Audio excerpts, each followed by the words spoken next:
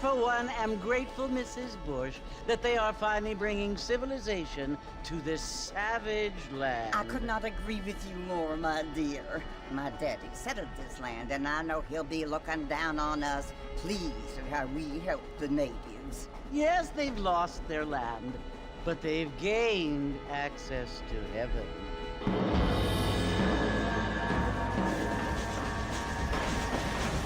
But Father, do you mean unless an innocent receives communion, they're destined to go to hell?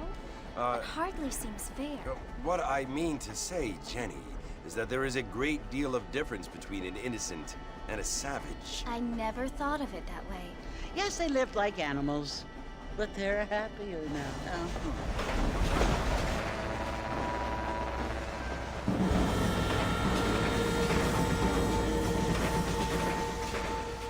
Not only do people now have motor cars, Father, but I heard that pretty soon we will be able to fly. No, only angels can fly, Jenny. No, apparently people can fly. Didn't you hear? Out in Kansas, a man even got a car to fly. I hardly think so, Jenny.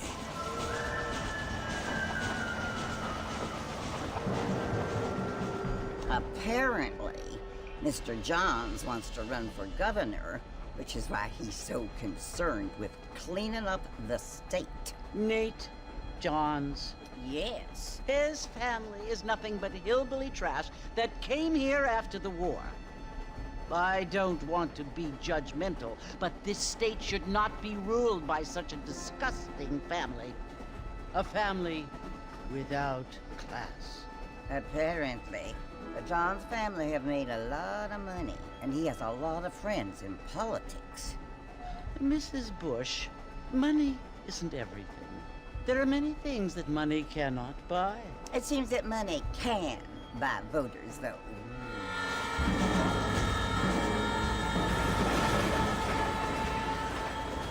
What you must remember, my dear, is that we have been brought here to spread the word. And the word and civilization, they are the same thing. They are the gifts. It is the opportunity we have, the chance to live among people who are decent and who do not kill each other, and who let you worship in peace. It's so confusing, Father. Sometimes I find it impossible to make the distinction between a loving act and a hateful one. I mean, they often seem to be the same thing. Yes, Jenny, it is confusing. But you only have to ask me if you need help. Indeed. Well, here we are, Mrs. Bush. Armadillo.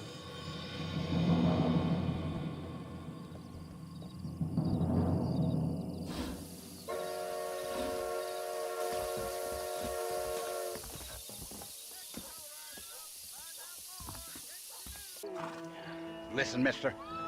This here's what's left of Fort Mercer. Some gang rode in and took the place over. So I understand. This is where we part ways, friend. You have yourself a good time.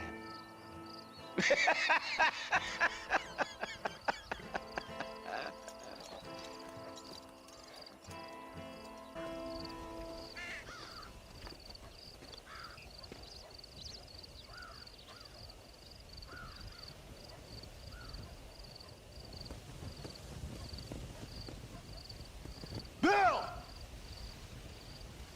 Bill, I've come for you! Bill Williamson! Come out here right now! Go away now, John. Don't make me kill you. Nobody needs to kill anyone, Bill.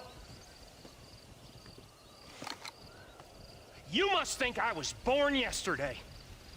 You always did think I was an idiot. That ain't fair, Bill. You were as my brother.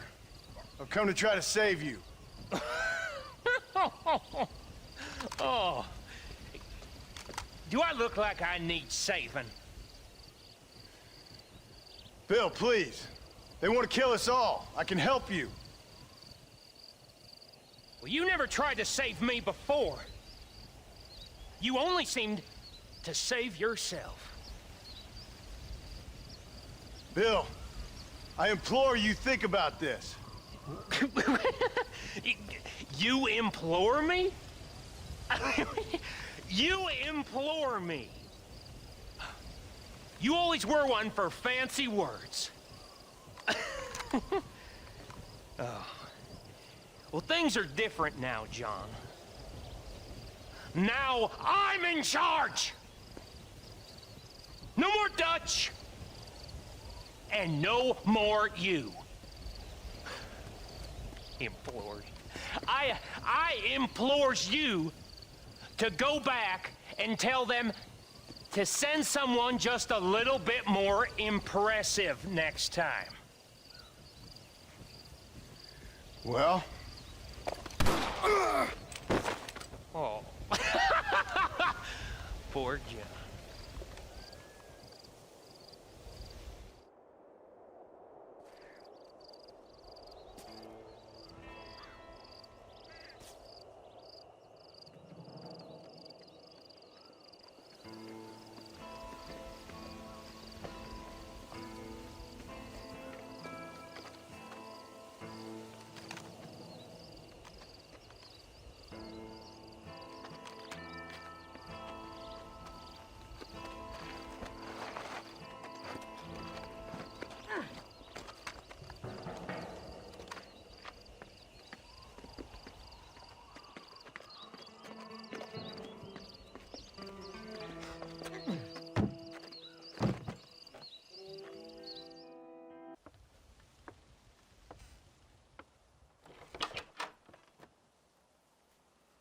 Well, you're alive.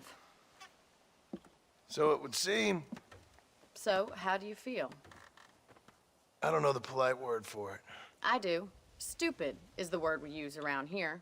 What were you doing? I was doing something stupid. Well, you'll be okay. Once you didn't die, the doctor said you'd be fine. He got the bullets out a couple days ago. Good. It cost us $15. I'm sorry, madam. Should have left me there to die. Did you want to die? I mean, was that it? Was that why you went straight out to Fort Mercer and picked a fight with the worst bandit in the county? To die, Mr. Mr. Marston.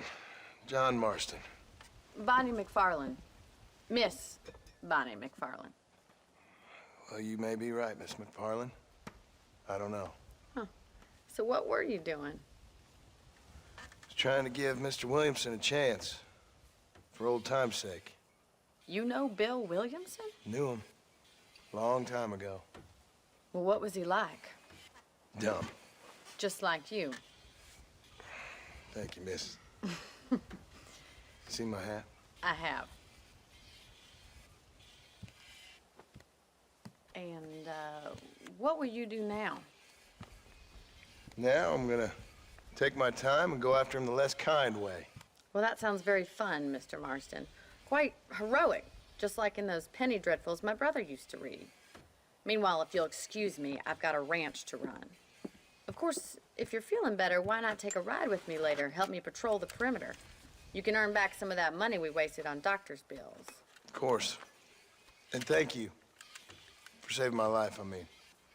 Next time, Mr. Marston, I strongly recommend you don't try to lose it quite so earnestly. I'll bear that in mind. How about a cold drink, Mr. Marston? Thank you, ma'am. Getting shot, then riding a horse seems to take it out of you. I could use a rest. Sure. Come on in. I'll show you the house, and then you can sit for a while. Thank you.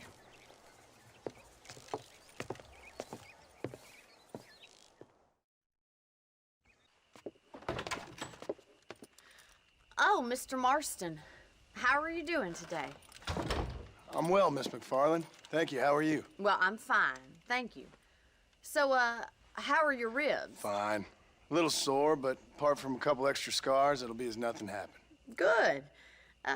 Come in, come in. You know, you never did tell me how you met that Bill Williamson or what you wanted from him. No, miss, I did not. Well, why not, if you don't mind me asking? I certainly don't mind you asking if you don't mind me not telling. See, it's a complicated and somewhat pathetic tale, and by telling you not only would I be putting your life in danger, but also threatening the lives of some people that I hold very dear. Well, I apologize if I seem to be prying. And I apologize for my reticence. Hope you believe me when I say that it's simply out of respect for you. Of course, Mr. Marston.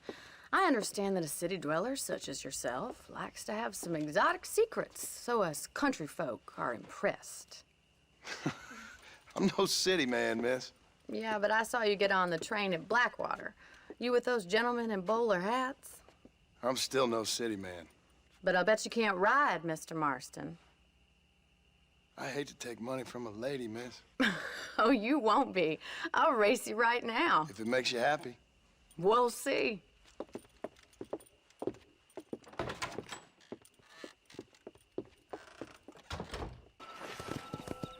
On the count of 3. 3, 2. That was fun. Sure. You know, you should go pay the Marshal a visit in Armadillo sometime.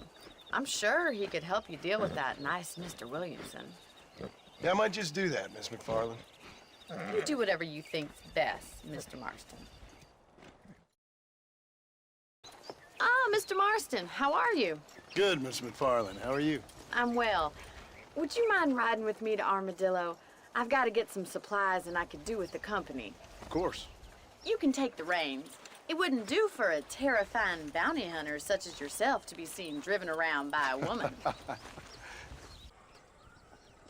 So this is Armadillo. Manhattan it is not, but it does okay for us.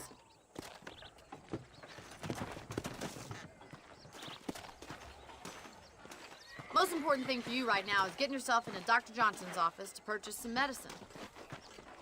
The first one's on me. Thank you, miss. I'll pay you back. I'm sure you shall. The doc's a good fellow. He saved your life, so be polite to him. Meet me in front of the general store when you're done. Well, thanks for driving me. It was nice to be able to enjoy the view for once, and a little company never hurts now and again. You're more than welcome, miss. Least I can do. Thank you for the medicine.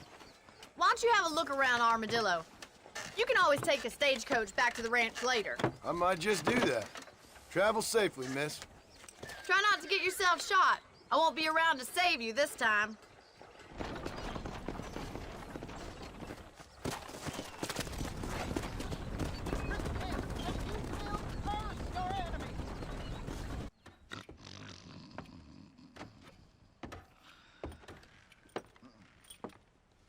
Excuse me. Hey, hey, you got a visitor.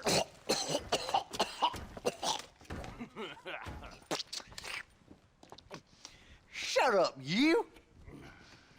Now, what you want? My name's John Marston. You wanted to speak to me. I did? Apparently so. Why? I guess because we're both in the business of the law.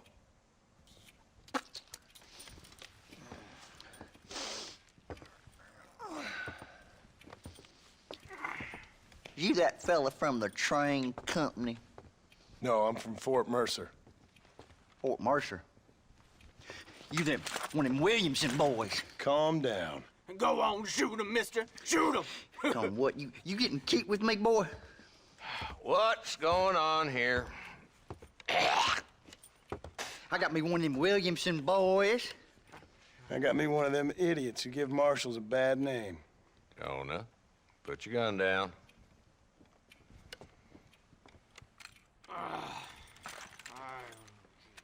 You must be the man from Blackwater.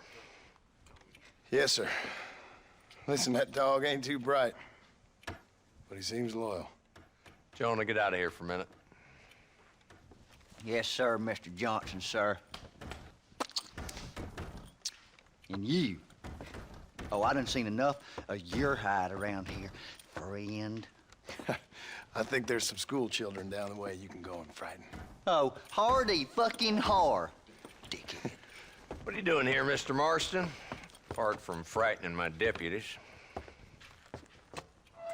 I'm here to capture or kill Bill Williamson.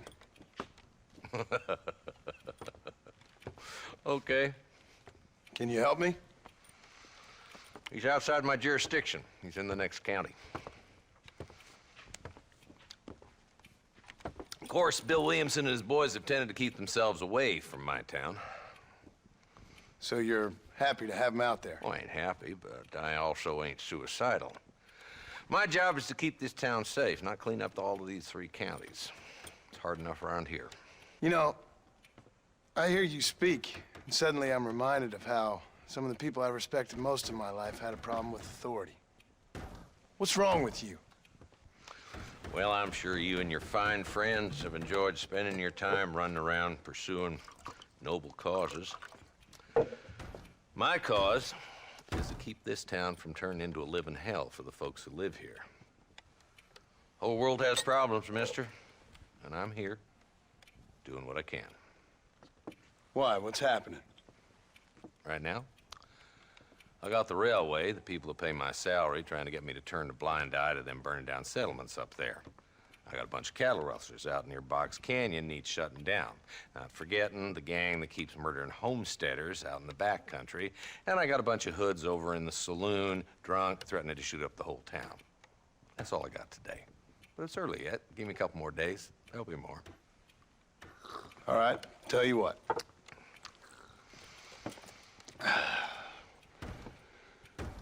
Let's go deal with them hoods in the saloon. Then we'll discuss Williamson. Okay, boy. You're a persistent little cuss, ain't you? Only when things matter.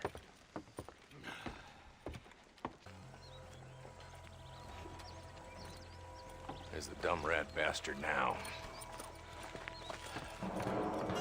Let's follow him. See what kind of hole he crawls into.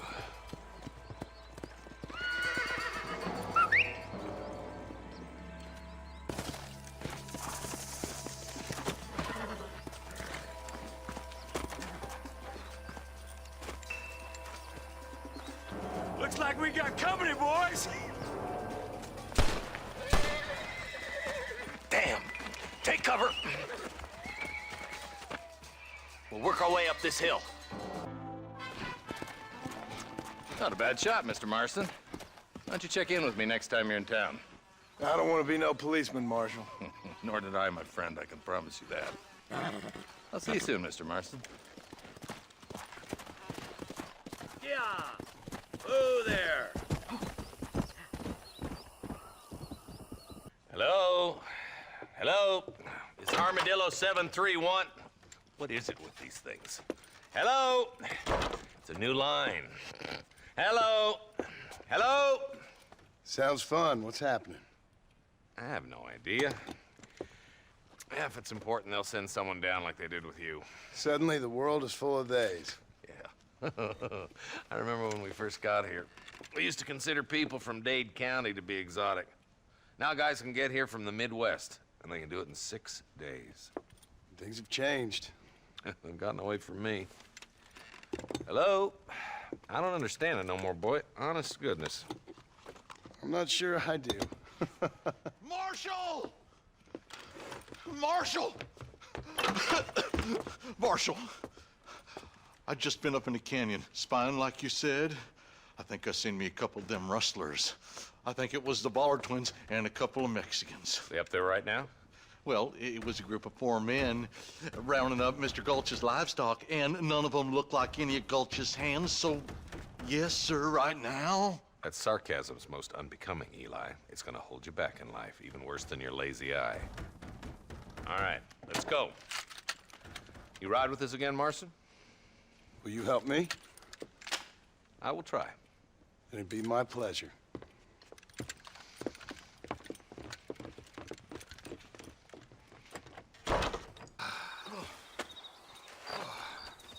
Thanks, Marshal. We're indebted to you with our lives. Just get them cattle back safe. All right. Oh, thank you. Oh, thank you so much. Thank you. Well done, Mr. Marston. Yes, well done. Now, about Williamson. I'll do what I can. You know, as you can see, this country is infested with all manner of scum. Say that again. Well, one other thing, Marston. Mr. Johnson, sir. It's Mr. West Dickens. He's missing. Who? Mr. West Dickens, the tonics merchant. He was due in town last week. Oh, the narcotic and bat piss salesman who cons housewives out of their money with promises of eternal youth. Yes, him, but I think you're being a little unfair. He's helped a great many of the county, and many of the townsfolk are really missing him. You hear that, Marston? We just butchered a gang of thieves, and the town is up in arms about a missing snake oil merchant. I am so glad to be serving such a wise and respectable people. Come on, Eli.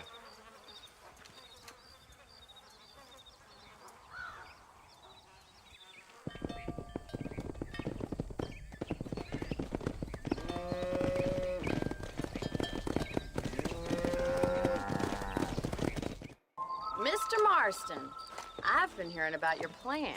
Have you, Miss MacFarlane? Yes, from Leigh Johnson, to settle here and build a life for yourself. I'm afraid those aren't my plans.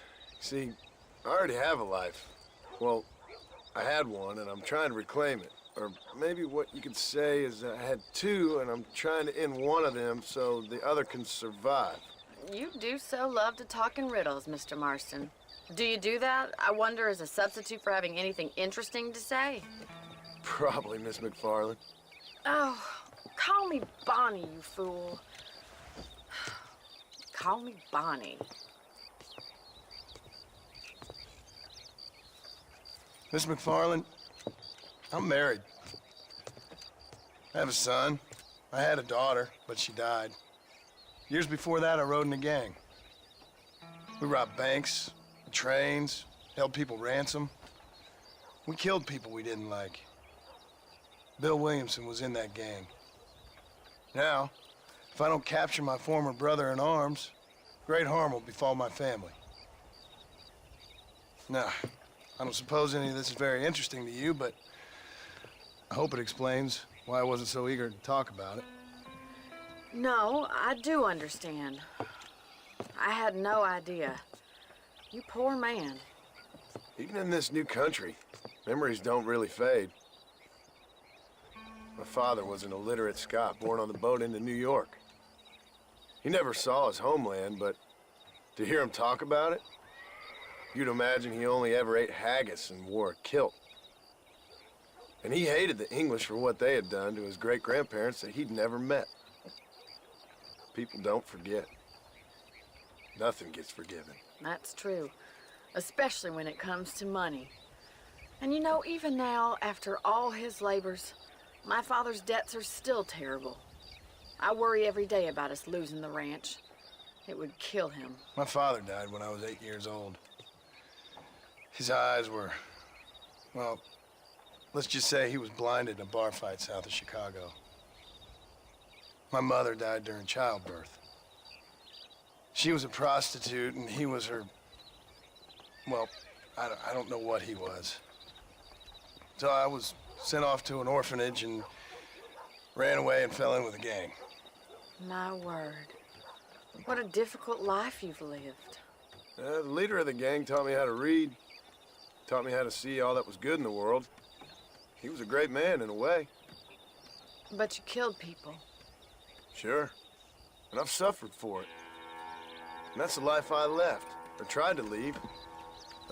Said too much, Bonnie. I'm an uneducated killer, sent here to do all I can do well. Kill a man in cold blood so that another man may do his part to cut crime in an area, and a rich man can be elected governor on the back of these promises. Civilization is a truly beautiful thing, Mr. Marston. Listen, can you help me? Well, I can try. What do you need, money? No, nothing so complicated. I need an extra hand to take out the herd to pasture. Sure. Point me in the right direction.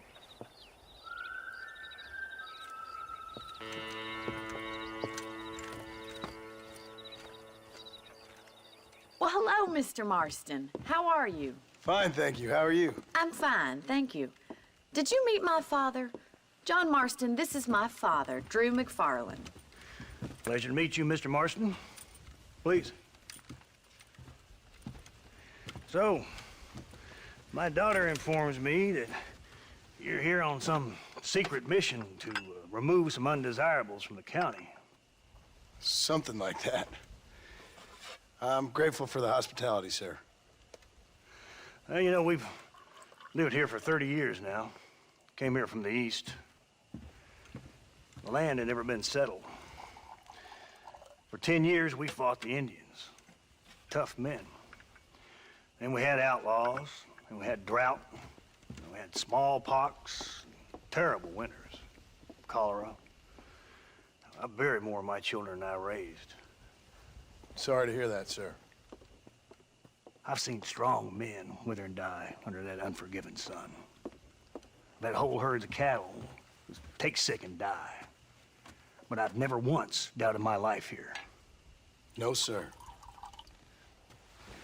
When I hear about this so-called federal government sending out agents to covertly murder and control people, then I start to worry. I mean, yeah, all right, Williamson is a menace, and men like him are the plague. But isn't a government agent a worse menace? And all that symbolizes, I mean. You may be right, sir. Well, you're a brave man. You're always gonna be welcome here. But you tell your friends out east that we don't want to live like that out here. That sneaking around and spying and secret missions. Right? It's preposterous. Trust me, sir. I agree with you. Good. Good. Well, we won't insult you any further. Come on, Bonnie, we got things to do. Mr. Marston, do you want to join us? It's Daddy's favorite pastime. Apart from political discourse, that is. What is? Breaking in horses. Come on. I hear you're a pretty decent rider. For a city dweller, that is.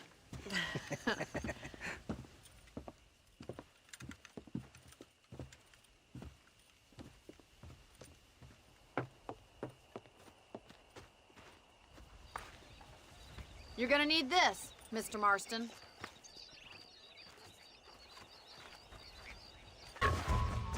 Well done, Mr. Marston. These are fine horses. Hey, Bonnie. Amos was saying some horses been spotted somewhere outside of Armadillo. Let's go, Mr. Marston. We can really do with those horses.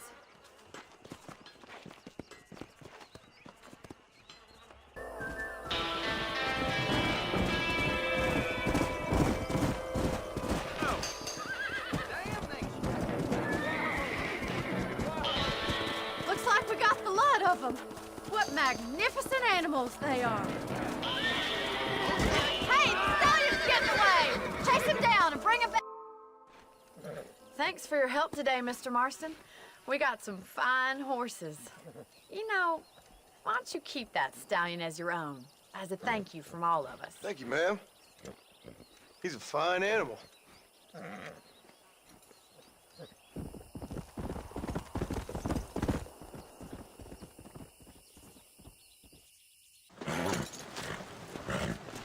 Come on, let's go! Get him in there! Come on! Amos! Hey, miss. I got most of the horses secure and the chicken. Well, thank you, Amos, but it's the herd I'm worried about. I know, they're scattered all over the valley and beyond. The weather is coming in real fast. So what do you suggest, Amos? We leave the herd out there to be scattered by the storm and ourselves left here to die without a livelihood? Can I help? No, miss. If the men get caught out in that storm, they're gonna die. And if we lose our herd, we'll all die, you stupid man. Doesn't sound like we're left with much of a choice then. Come on, Amos. Round up your men. Let's get the herd. Dang.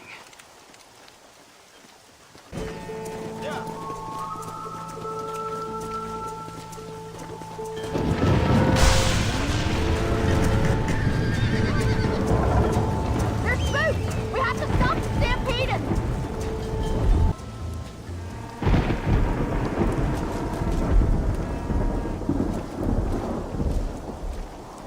You saved the herd back there. You might make a decent rancher one day. Thank you, Miss MacFarlane.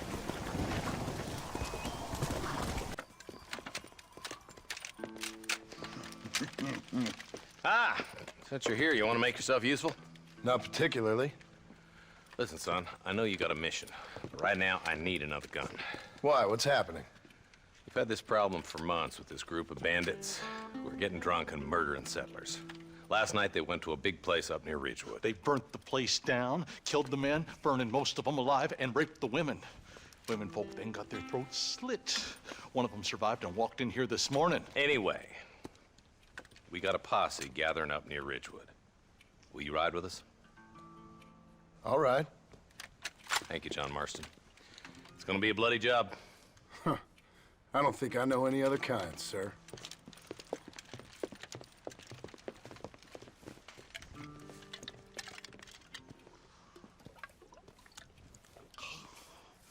Hey, wait up! Ain't no survivors here, Marshal!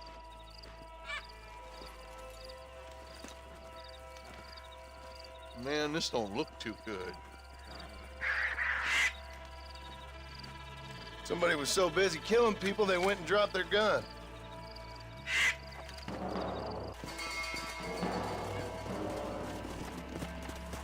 Man, more dead bodies. And the fire's still smoking. Those scumbags must still be around. Come on.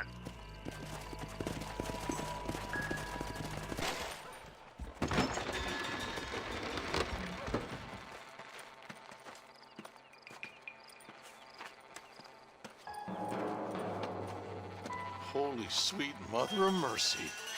Please, please don't shoot me. Some bandits came by and took us hostage. They're holed up in the farmhouse. Some of my family is being kept hostage inside. Some folk tried escaping to the south, but then some robbers started chasing him down like wild dogs. I thought you were supposed to protect us, Marshal. You folk ain't men. You ain't nothing. You're just some man on a government payroll taking money that the rest of us have to pay for with our lives. Yeah. What is wrong with this country? Mount up, men. The man that kills the boss of that bunch gets $50. It ain't about the money, Marshal. These are people's lives, people's homes.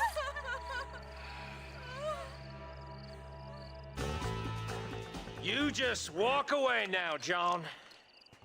I didn't kill you before, but I sure as shit will now. Get yourself down here, Bill. You know you ain't man enough to stop me. You know I don't want to kill you, but I will. You always did have a high opinion of yourself, John. Dutch always said you were an arrogant son of a bitch. I guess he was about right. Get him, boys! Everybody, take cover! In that shed!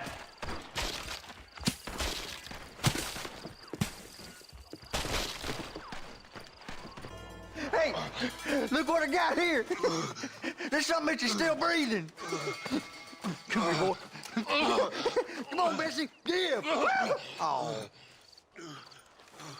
Norman Deek. Fuck. Nice to see you again, buddy. Thanks for your help, John. Norman here is going to help us get to Bill. Ain't you, Norman? Thank you, Mr. Dick. Mighty kind. Fuck you. Hog time. Let's get him to jail.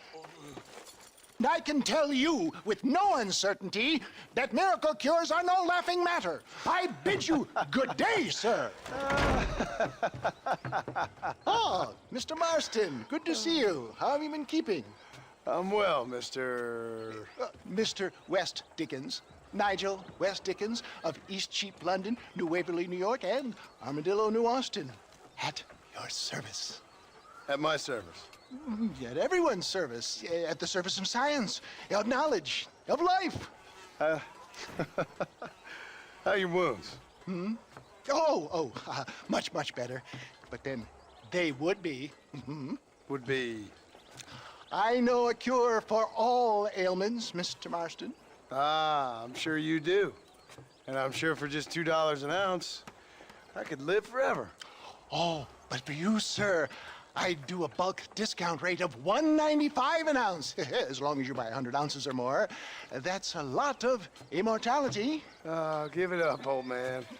That's Mr. West Dickens to you, boy. Give it up, old man. Listen, Marston, I'm broke, but this stuff is good. It works. I need a healthy young man like you. Come along, let's ride over to my newest customer at Ridgewood, and I'll explain while we go. Okay.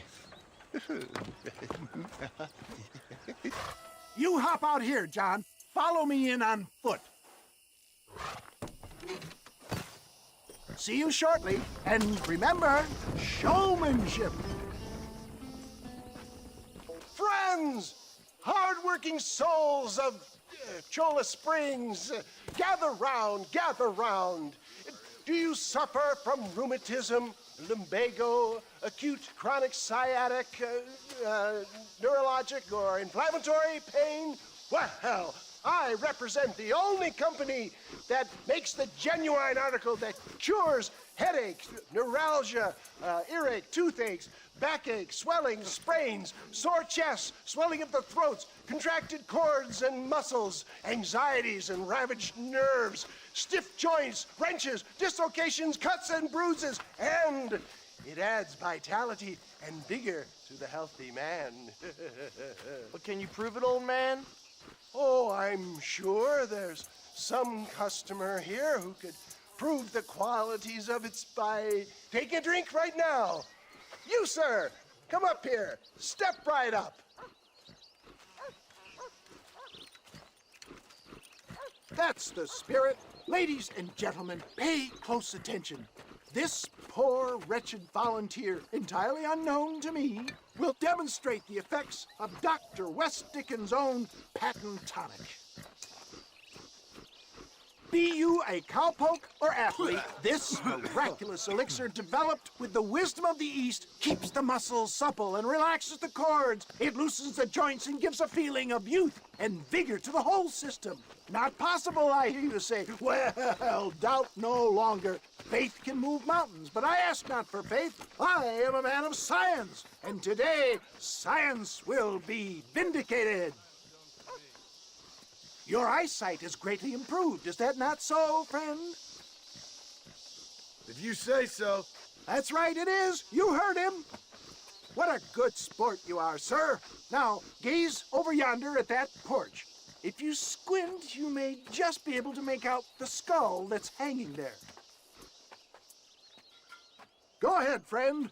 Shoot that skull and demonstrate the miraculous eyesight you now possess. Remarkable! The eyesight of an eagle, granted by imbibing Dr. West Dickens' own patent tonic. Anybody can make that shot. This man is a fraud. If your eye's so damn sharp, why don't you try shooting my hat out of the air? My friends, our test case has been challenged to shoot a gentleman's hat out of the sky above our heads. You can fool these people, but you ain't fooling me. Right. Let's just see how sharp you is with a moving target. Have you ever seen such an eye? Behold the power of the elixir, plucked out of the sky. Hey! Hey! What? You think you can put a hole in a man's hat and just walk away, do you? Well, it don't work like that around here, mister. Come on! Are you a man or not? A challenge of battle has been offered to our volunteers. There it is, skeptics and dissenters, irrefutable proof. Do not let this opportunity pass you by. Look, he's over there. Go get This ends now. Watch out, he's got a gun. Who the hell do you think you are? You ain't leaving here alive. Marvelous shot, dear boy. The kind of deadly accuracy that can only be afforded by the West Dickens elixir. Come, I have plenty for all.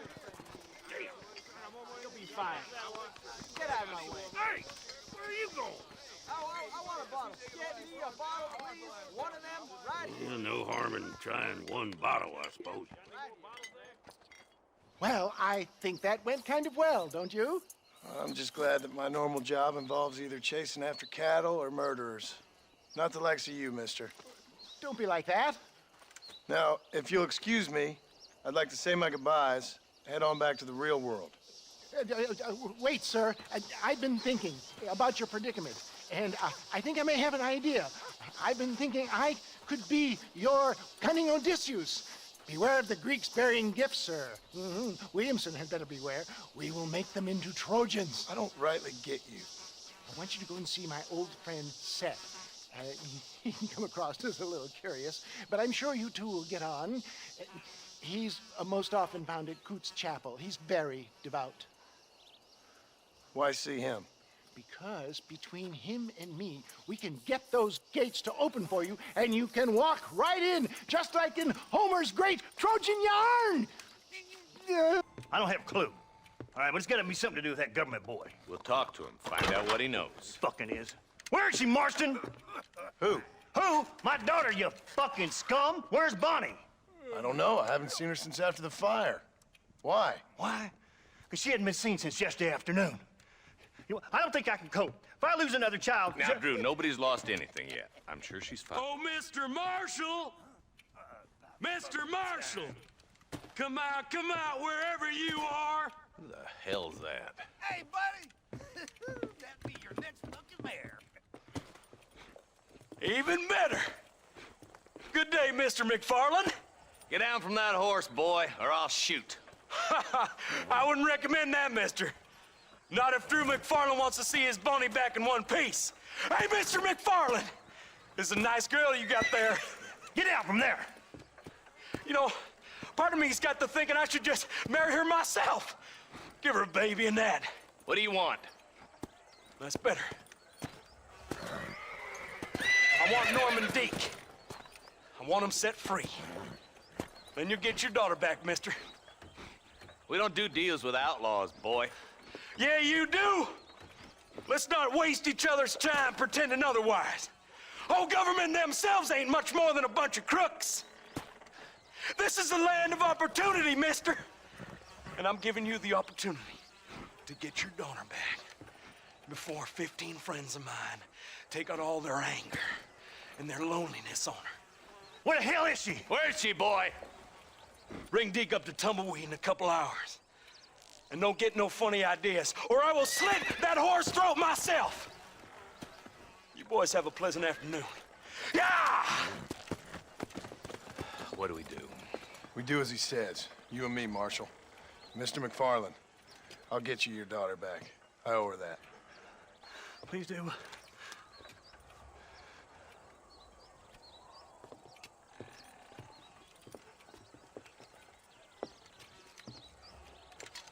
I'll teach you some respect for the law.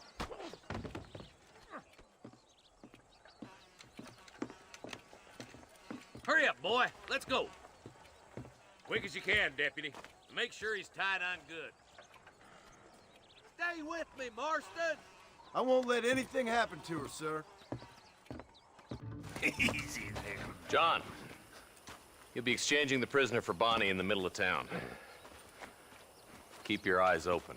I sincerely doubt these scum plan to play fair. Fair my ass. You bet.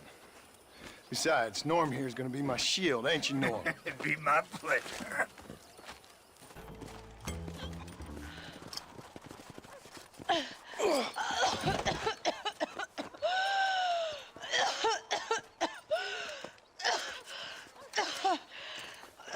Bonnie, are you okay?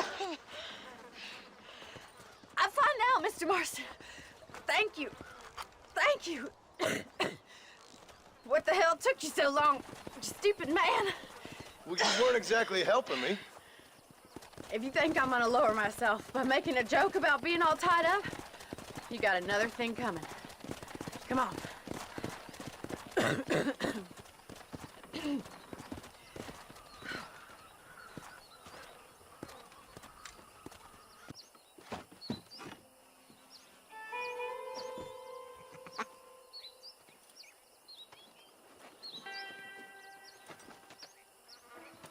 Excuse me, are you Seth? Who are you? I'm a friend of Mr. West Dickens. My name is Marston. John Marston. Goodbye, John Marston. It's been a great pleasure. I need your help, Seth. We Need your help. Me and Mr. West Dickens. Let me be frank for 1 second, partner. I hate people. It was people who got me in this mess in the first place. What mess? Look at me. Look, scrambling around, looking for maps, half insane. I ain't washed in 6 months. My hair falling out, my mind's going. What happened? What happened? My partner. He stole half my map. I never would have done that to him. Never. Look at me. Who did this to you? My partner. My boy, my man. Moses Ford. I don't have the facility to tell you what I would have done for that man. And what I would do to him now. Why? Because he stole half my goddamn map. And what map's that, then? The map, partner. The map that tells me where it is. Where what is, friend? I ain't telling you that. I ain't. Don't make me tell, partner. It's mine! It's mine, all mine! Sure. And where's this Moses now?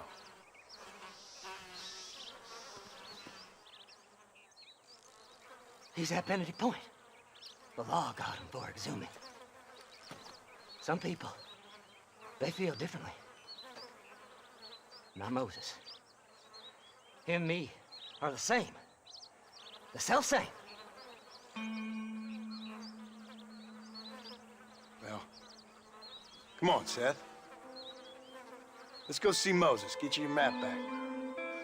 Then maybe you'll help me.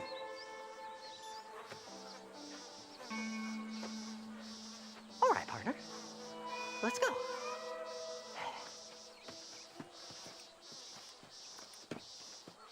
All right, this is it. Let's stop here a moment and come up with a plan. As far as I know, Moses is being held in that shack. There's a couple of deputies keeping guard outside.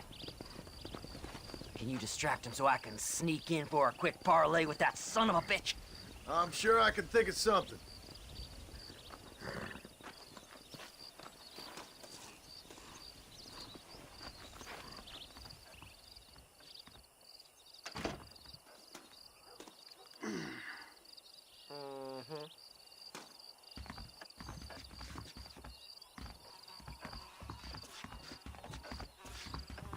Lead them away from the shack and out of sight. Somewhere out past that hill.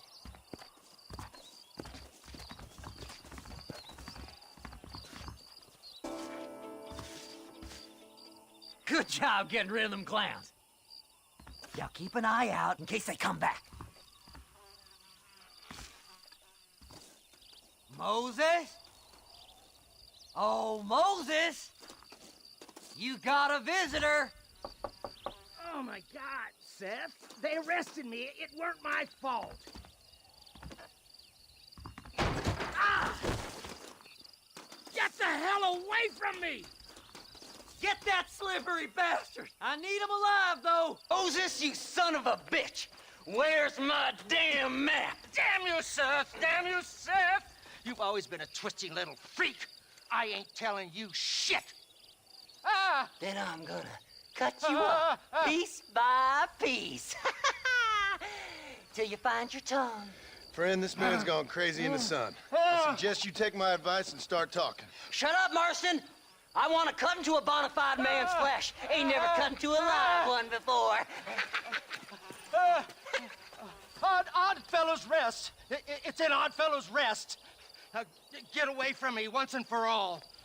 Well, ain't that a damn shame? I was starting to enjoy myself. I think you gone pissed yourself, Moses. Those deputies went and put a bounty on your head. Best we clear it now. Don't need the law on our backs. I don't have no money, but I got me a pardon letter. Here, take it. You earned it for helping me with the Moses. Come on. We can pay it off in the telegraph office.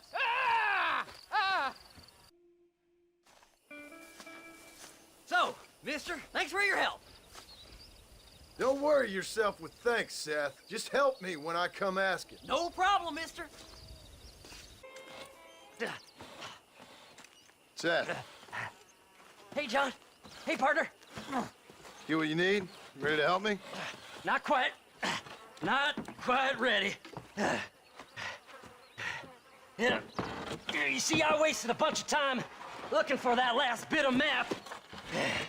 And I got to thinking, Moses was a liar. And I imagined myself doing all kinds of unpleasant things to his corpse. And then I realized... Realized you were sick in the head? That you needed to move on with your own limited time on Earth? No, partner. I realized Moses weren't no liar. The issue was Aiden O'Leary, who said he had the body. Aiden died in that flu epidemic, and the bodies weren't even buried yet. Got the body sitting in the back of that wagon behind you? Yes, sir. You're not even gonna wait until they're buried before you...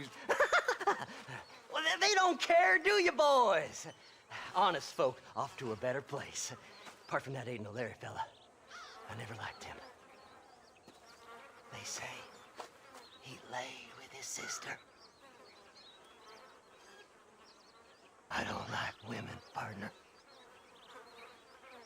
I don't. Not since Mammy died. Seth, what are you gonna do with those bodies? I'm gonna take them back to a nice quiet spot and look for the map. I needs the map, partner. I needs it. Thanks, mister. I reckon I'll sit here a while trying to figure this out. I'm gonna be rich. When you're done with that, get over to Fort Mercer. I need you inside that place. After I find my treasure, mister.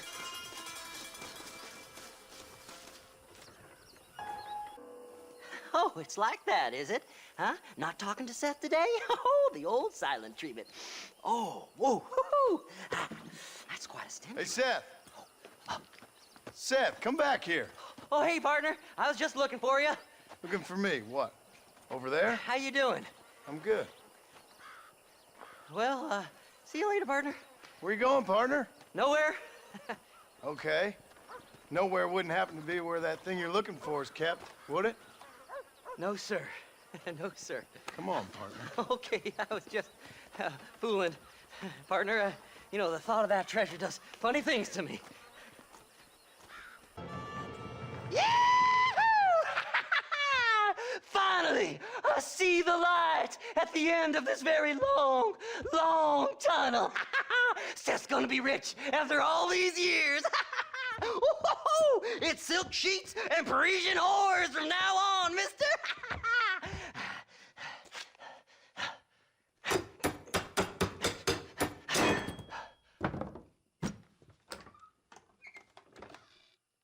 What the goddamn hell is this? A glass eye. I'm sure whoever that belonged to treasured it very much. Stupid liars. Those stupid chicken shit maps. Making a damn fool of me. A glass eye! It's a glass eye! Stop with the tears and help me with Williamson's gang. And you can come up with another excuse to go exhume one of your old friends.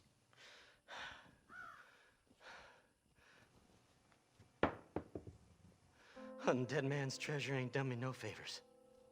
Sure. I'm ready for the living. I'll see you and Mr. West Dickens over at Fort Mercer when you gentlemen is ready.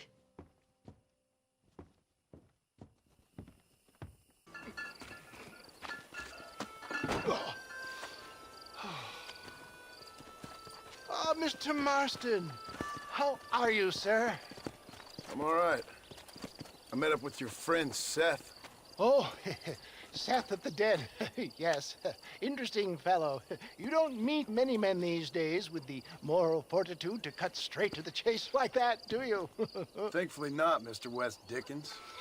Yes, contemporary society is remarkably harsh on professional exhumers. But did you know that in ancient Egypt, it was an art form valued more highly than literature? I believe Seth comes from that school of thought. How very interesting. Look, you thought any more about our plan? Ah, your plan, dear boy, your plan. I am merely the help, not mercifully the arbiter of wisdom. What you are, dear boy, is the man whose life I've saved twice now. A man who sells lies and deceit to unwitting people. A man who, if he doesn't help me, I won't think twice about putting a bullet through his skull, feeding to the vultures myself. You see, Mr. Marston, you have the exterior of a violent man, but the soul of an angel, and that is what I think I cherish most about you. That's what I thought. But before we can attend to your particular problems, we need some extra lubricant to oil the machinery of business. And this being America, that lubricant with which we concern ourselves is money. Money? What are you talking about? Oh, we need weapons. Armor plate for the wagon, extra hands, and I need some danger money. So, let's sell some more of these cures. Sell cures? Around here? Do you want to see me lynched? Oh, no, the sport of kings. Racing, my friend, the sport of kings. A noble activity without reproach. Exactly the kind of activity where a lying, cheating degenerate like myself can prosper. But come, let's finish the loading and we'll discuss it as we drive.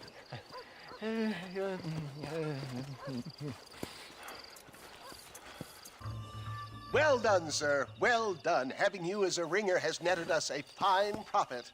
We seem to be wasting time, old man. Oh, patience, my friend. The Trojan horse cannot run before it can walk, if you'll forgive the metaphor. Next, we need to procure some grand and overwhelming firepower. And for that, you need to contact an old friend of mine. Goes by the name of Irish. Irish? Yes, he's an interesting kind of fellow. He usually can be found in Armadillo or some other town around here on some bacchanalian revel or such. Great. An alcoholic arms dealer. What could be better?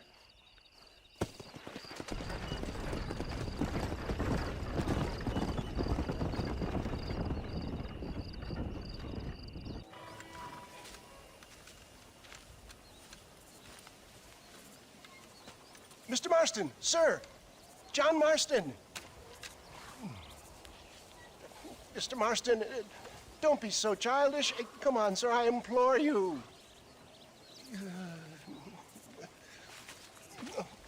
Okay, so I made a few innocent mistakes when last we met. But my plan is still sound. Together we can conquer, if not the world, then certainly Bill Williamson. But first, you need me to do you a favor? You read my mind. I can only deduce you have been taking my tonic, sir, as instructed. It can give the most ordinary of intelligences a remarkable insight. I'll give you insight. I'll show you what your guts look like. Please, sir, this show of petulance is nothing short of embarrassing. Think for a moment, sir. Think. I'm thinking about how much of my time you're wasting. Sir, I am about to do something which I greatly discourage in all wise and rational men. A selfless act for you. But, sir, before I act selflessly, allow me to act selfishly and sell some of my wares. Fair enough. Oh, good, sir. Come, and let's go visit some of our fine friends in the other oil business we have here in Plainview. These men need all the help they can get.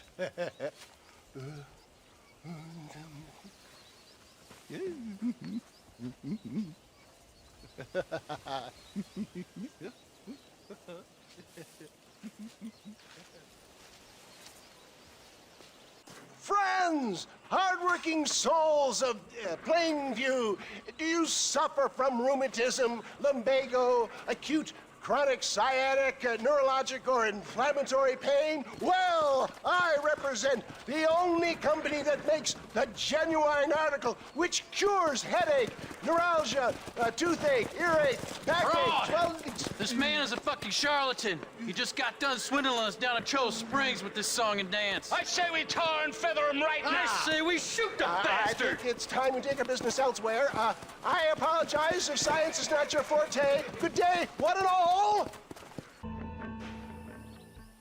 It always impresses me with the speed with which a group of men can turn from passive sheep into murderous wolves. I'm impressed with how you nearly got us killed back there. Yes, perhaps we should shelve the tonics business for a period. What say we try our hand at racing again? There's a meet at Rathskeller. You're trying my patience, Mr. West Dickens. Well, I'm sorry, dear boy, but I'm only an aging vendor of exotic elixirs, not the bloody U.S. cavalry. Forgive me if matters take some time to prepare.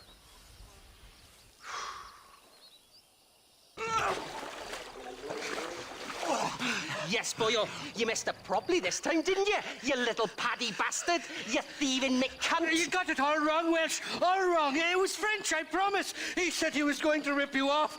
Now he's ripping me off. Here, keep on talking there, Irish. In about 15 more seconds, your whole world's gonna turn black. What's up, boys? Fuck off, boyo. This don't concern you. When a man with a sing-song voice tells me to fuck off, it always concerns me, boyo. Look here, this patty bastard stole our guns, tried to steal our horses. Law's clear on the matter. I never stole nothing, sir. Never did. Not in all my life. That French cunt is playing with the Welshman's tiny and ineffective mind. Hush your mouth. Anyway, you all got horses now. No one needs to die. Leave them be. Who do you think you are, boyo? The bloody cavalry? Your voice is really starting to get on my nerves, boyo. And you're getting on my nerves. Yeah. Mr. Nigel West Dickens said you'd help me locate a machine gun. And since I just saved your life... I can't thank you enough for taking care of those two degenerates. Untrustworthy, poor in personal hygiene, lacking in the finer qualities of a gentleman. What about the gun? It'd be my pleasure. She's magnificent, government issue. It'll be a bit of a ride, but we'll get there soon enough. Follow me, fella.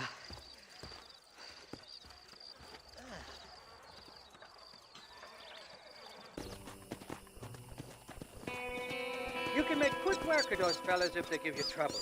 The gun's stored just inside that shack. What about you helping me out? I'll cover you from the ridge. I'm better from long range. It'll be a piece of cake, fella. Trust me. It's not here. That lying sack of shit.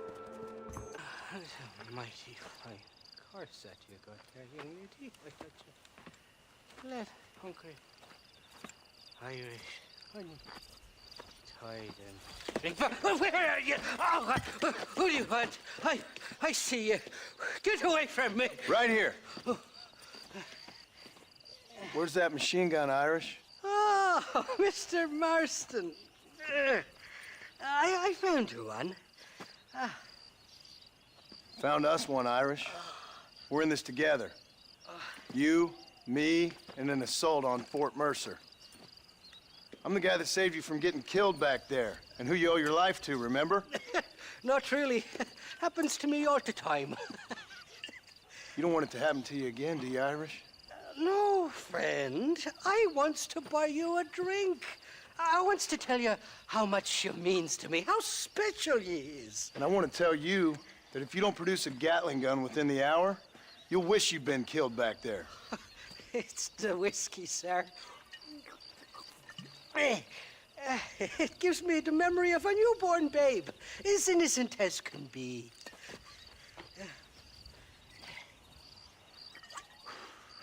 And it makes me violently angry. Shall we go look for that gun, sir? Yes.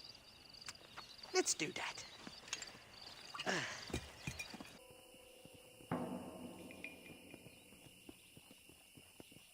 The entrance is plain to see, and there's a shaft them bastards used to haul out heavy ore. I mean you, can use that lift to get you and the gun to the surface. I do it all myself, but the mines play havoc with me sinuses. I'll find us a fine place to hide these horses, and then return with a borrowed flat wagon. I'll meet you at the mouth of the mine shaft. And Irish, I strongly advise you don't run off this time.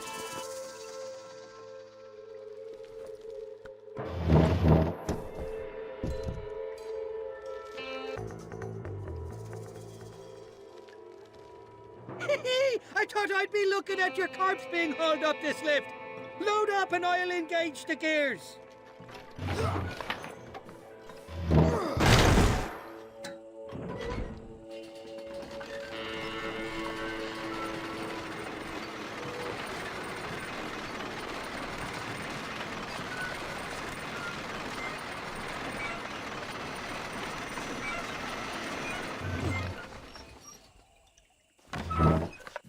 Oh, there she is. What a beautiful weapon.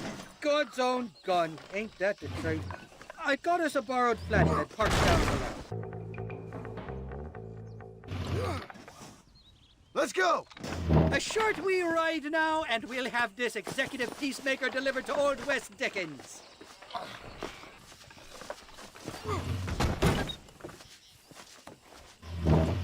Just make sure it doesn't fall off on the way.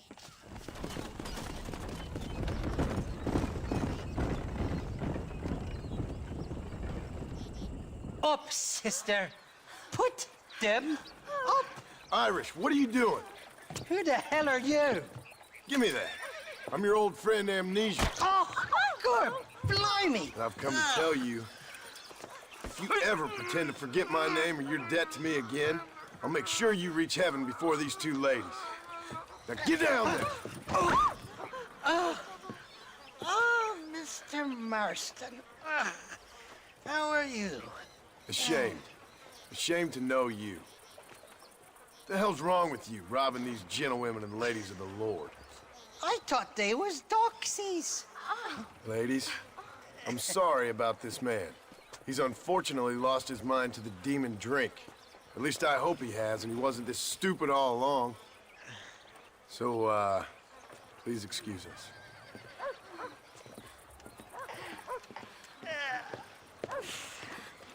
Now, Irish, that Gatling gun doesn't work. I find that rather upsetting, don't you? Oh, heartbreaking. Which is why I was just coming to see you when the drink got the better of me. Come on. I know where we can find the parts for you. Mother-fecking Mary. Shaky's made the arrangements, and he'll...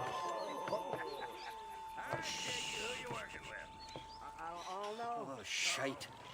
Sounds like Shaky's only gone and got himself found out. All right. Now all we have to do is find out who you work with. You hear me? Shaky, you wretched fucking son of a whore. Suck my... Again! Oh! Labor relations don't sound like they're exactly at an all-time high. You sneak in and get poor Shaky loose. I'll go get the wagon. Good luck, Marston. He's a good man, that Shaky.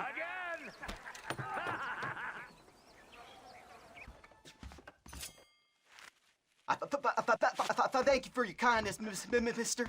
I thought I was dead, man. My kindness is only as good as the bullets you can fetch up for me and your friend Irish. Let me down, and you'll be a dead man. Now we're even. Half even, Shaky. You still owe me for them morphine pills to calm your nerves. Shaky. You'll get your half. More, you dirty fucking snake. All right, gentlemen. Let's go. Fucking fuck. Oh, my virgin ears. Impressive, Marston. We'll have West Dickens's wagon rigged and ready to go soon enough.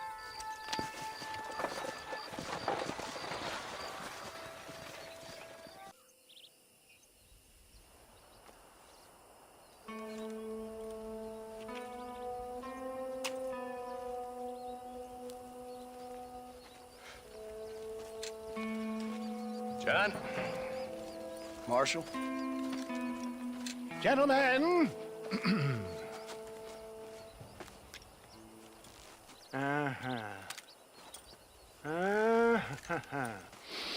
It's time. We must go. Why? What's happening? Seth has managed to get himself inside. But we can't leave it too long, or they will soon realize how very curious he is and remove him from the premises. Or slit his throat and watch him bleed to death. But for a minute, he will delight and amuse them. That's when he'll get us inside. Okay. Marshals of the law, when the shooting starts, take that as your cue to start awarding each other medals. Huh? I mean, take that as a cue to get inside and clean up the mess. Oh. All I care about is Williamson. It is vital we stop him. Agreed. That man is a stone-cold killer. Williamson's a proud fool. The question is which will win out between his pride and his instinct for survival.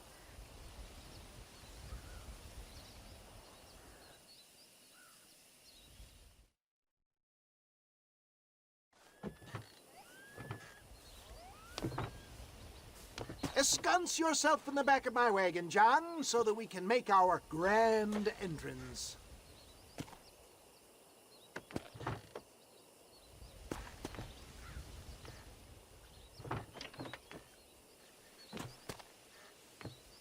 Come on, let's go.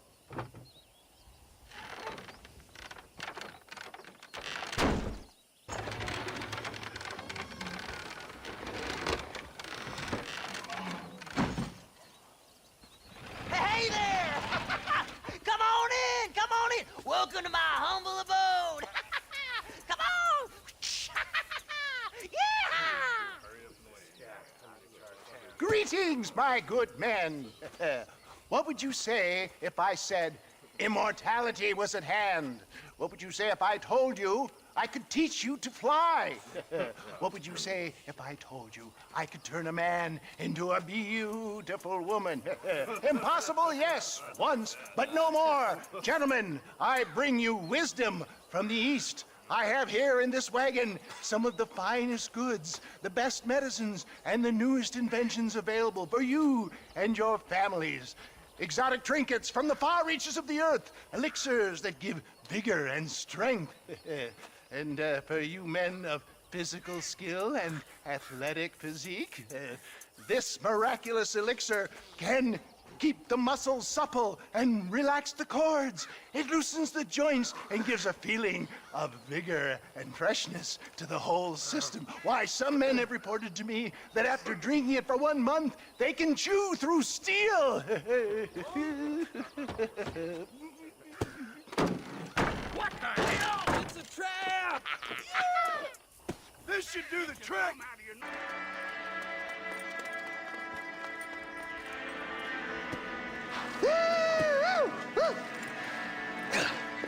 Fucking dang pig! Them cock-sucking son of bitches escaped the other side of the fort. All right, let's go. That's the last of them. We still can't find Williamson anywhere. Hey, it's the snake oil guy! Gentlemen, let me in, for goodness sake! That fool must be hiding. Men, it is time to start tearing this place apart and find out where he's cowering! A sense of urgency here, please! Open the gate! It's the snake oil guy! Get the goddamn gate open and lock it behind him! Oh, we've got company, gentlemen. These scoundrels have got reinforcements riding this way. Oh, my good Lord above! There must be 100 of them!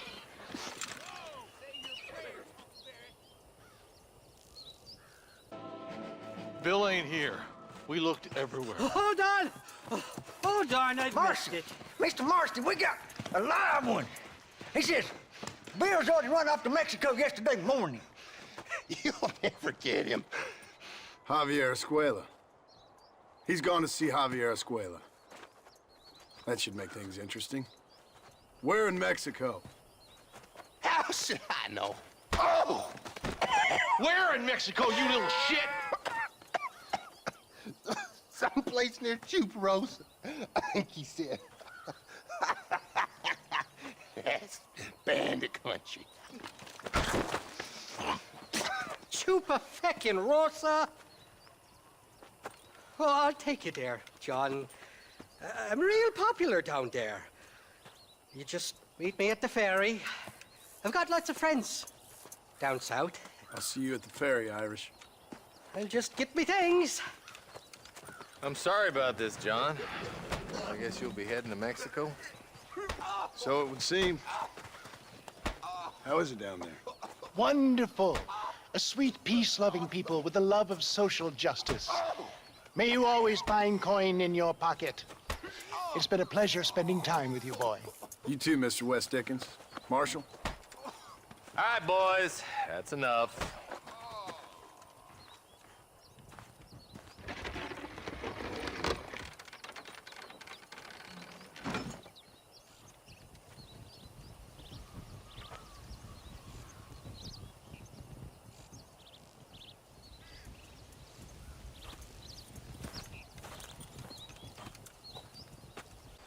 Yes, well, that's what makes you such an interesting fellow, Mr. Irish. Ah, Mr. Marston, I've come to wish you well. How are you, sir? I'm okay. It seems that our friend Mr. Irish here is well connected south of the border. Oh, it's true. They love me down there. It's like a second home. I've got more friends than you could shake a stick at, should you so desire. So you know the way? Oh, it's easy. We just get on me raft here and let the current sweep us away to paradise. Come on then, Dubby. I'm not sure your idea of paradise and mine are quite the same, Irish. Relax. We'll have a great time and we'll find your man Williamson, no bother. I hope so. Hey, come on now. Look at it this way. I know we ain't exactly old pals, but, you know, have I ever done you wrong? No, but not through lack of trying. Hey! Well, you boys have fun down there. I shall miss you, John Marston. Thank you. Where are you headed? Oh, me? Oh, London or Paris or maybe Peking. I'm a traveling man, sir. This land is much too small for the likes of me.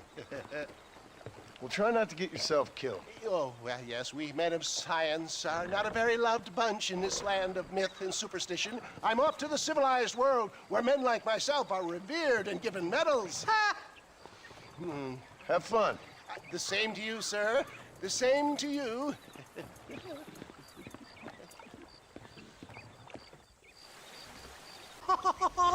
These horses look fresher. And healthy. Before you degrade these poor fools any further, tell me where I'm headed. Of course, of course. Let me think. You do know people down here, aside from your friends who welcomed us on the way. Yes, I think so. I was real drunk last time I was here, John. You know how it is. I met an American guy, saw him shoot a man, drank with him in the village of Chuparosa. Funny guy. Or was that Canada? No, that was Canada. Guy here, not funny, but he's real nice. Failing that, you could try the provincial governor, Colonel something or other, some Spanish name. He's based out of Escalera. Played three-card stud with him. Or was it four-card Monty? I forget. He was a real nice chap. Or maybe he was a real bastard. I was real drunk last time, John. Well, thanks a lot for your help. Oh, let me guess. You gotta be on your way. The famed hospitality isn't what it once was, and I've never been known to overstay me welcome. So off I go to greener pastures. Good luck, John. You're an angry and a feck ugly man, but not a bad one.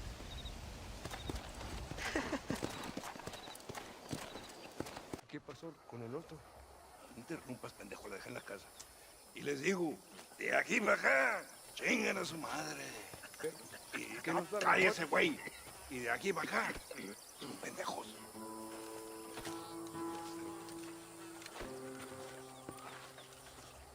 ¡Eh, gringo! ¿Hablas español? No, sir. Pardon, pero yo habla un solo poquito español. Poquito. ¿Habla English? Oh, sí, gringo. Hablo mucho inglés. Sí. Hablo filthy fucking bean eater. Hablo slippery little Mexican. Hablo little piece of shit. Comprende, amigo? Comprende? Hey, what are you doing here, gringo? I don't remember inviting you to my country. I don't think you did, amigo. I mean you no harm. You mean us no harm? This is funny. What harm could you do to us exactly? Nothing, amigo. Now, I appreciate the welcome committee, but I'd hate to spoil a beautiful afternoon on such beautiful land with any further unpleasantries.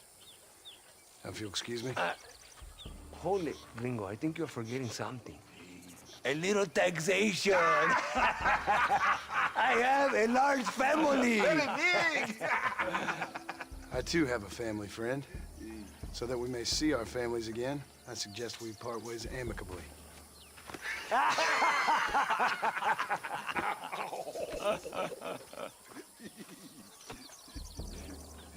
Can I see the boots, gringo? I think you can see them from where you're standing just fine, senor. Take off the boots, Americano. As you wish.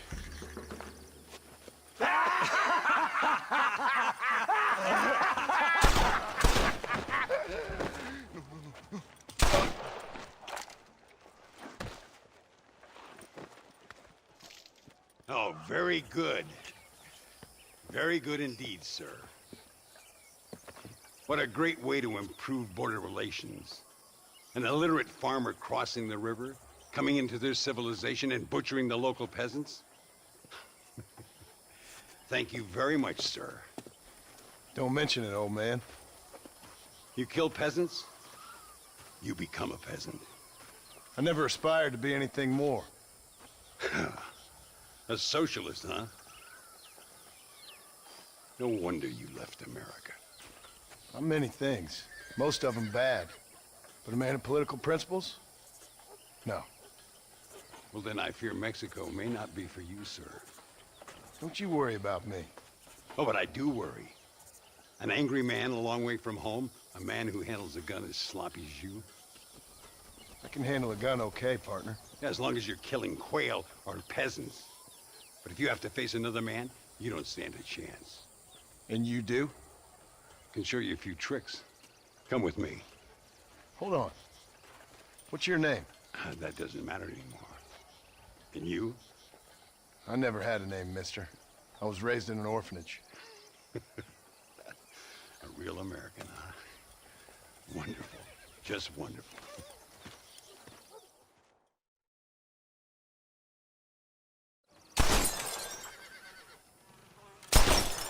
Well, you won't make it in the circus, but you can shoot. Keep on practicing. Thank you, old man. Now, who are you? No one interesting. Who are you? Landon Ricketts. Not a name that means much anymore. Means a little. You were famous when I was a boy. Yeah, killing men's a strange kind of fame.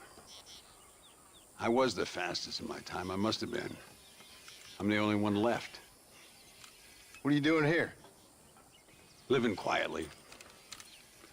Waiting. For what? I don't know. And you? I'm looking for a couple of men. Bill Williamson, Javier Escuella. Escuela's from here. It could be. This whole place is teeming with Americans on the run. Mercenaries, locals hell-bent on revolution. Revolution? Another one? Yeah. Never really ends. This whole place has been a hotbed for revolution since before the Spanish left. Now there's another local guy running around promising the peasants their freedom. Just like the last two or three. Local government, foul bunch. Colonel Allende, he runs this place like a feudal king. He's an awful individual. Senor Ricketts, por favor, senor. Our bank wagon's under attack just outside of town. We need your help again. Whoa, slow down, Ramon. We'll take care of it. Thank you, senor. Again, you are the savior of this town. Well, my friend, are you ready to take a less theoretical exam? Sure. I don't think I ever rode with no savior before.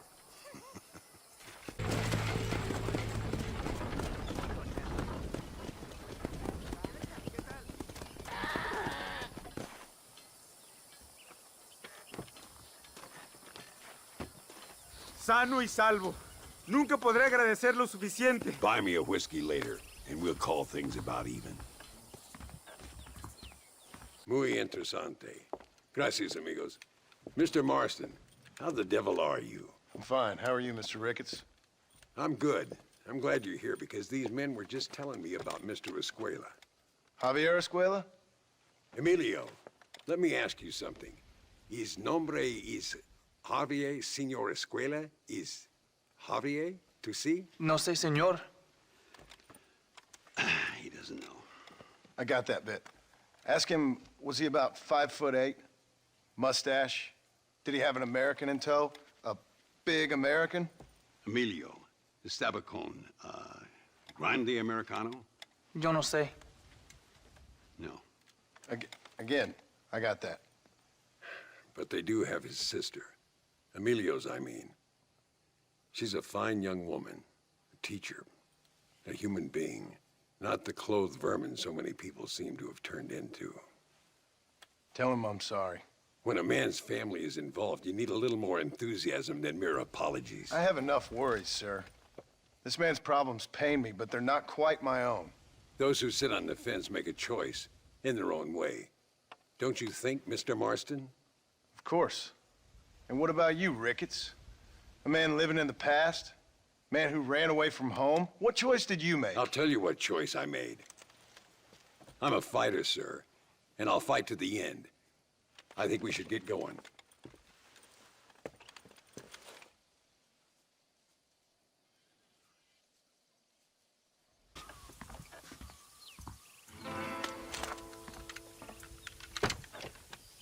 It's the only way to travel, so they keep telling me. We'll get off at Casa Madrugada and ride from there.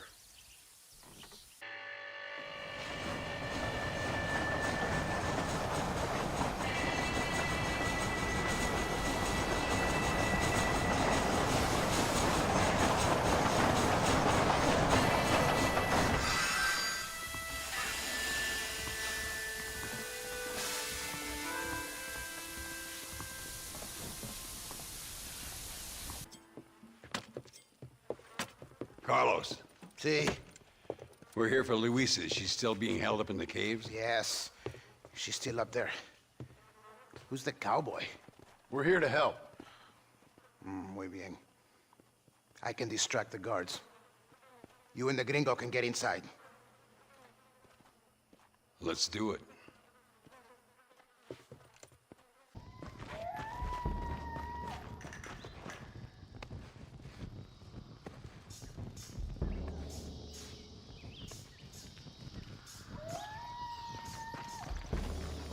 Stand back, damn it! Here goes.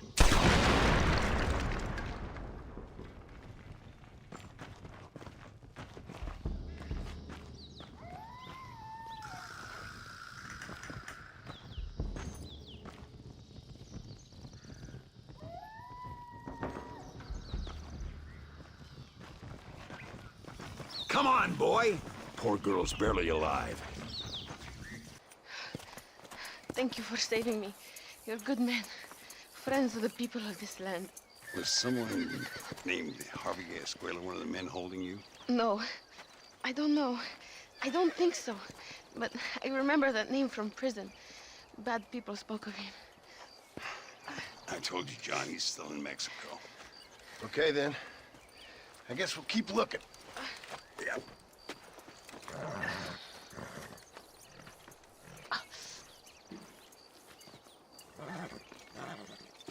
Por unos pesos podemos retirar a mi cuarto y conocernos mejor, ¿eh? No me toques. Me gusta la... I fold. No tengo nada. Gentlemen, I thank you. Oh, yeah. Hey, Mr. Marston. How you keeping, sir? Just fine, thank you. And you? Oh, very well, sir. Thank God my wife died. Unlucky in love, lucky in cards. Garzon, champagne for everyone. Keep playing, Mr. Ricketts.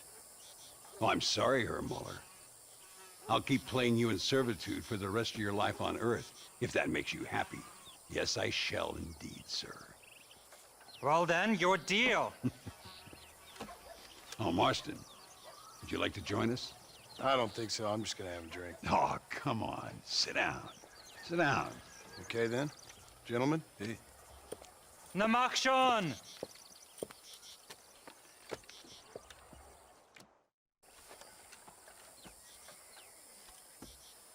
You fucking cheat! Excuse me? You fucking looked in my fucking cards, you fucking cheat! Now, Herr Muller, let's calm down. There must be some mistake. There's no mistake. Your Yankee friend here is a fucking cheat. Easy there, Germany. Calm yourself down. Oh, yeah, you know exactly what you did. Yeah, I know exactly what I did, friend, which was nothing. Now, I'd prefer it if we could all play a friendly game and no one get hurt. You planted this guy, Ricketts. Now, why would I do that? I've already beaten you. Now, calm down and let's finish the game. There's no more cards game. Ease up there, friend.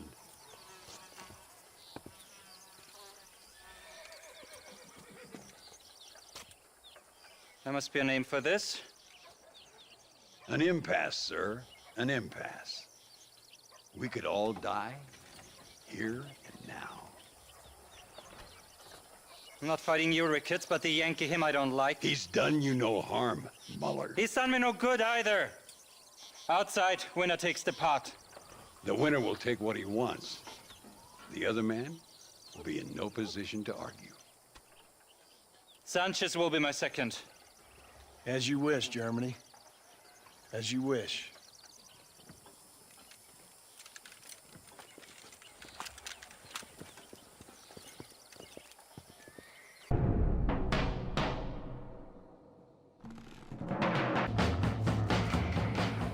Well, I must say, you tourists certainly bring peace and prosperity to this land. Then again, I doubt Muller will be missed. He wasn't much of a poker player.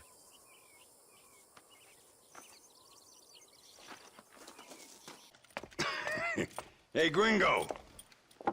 Mr. Ricketts. Come on in. Sit down and have yourself a drink. Sure.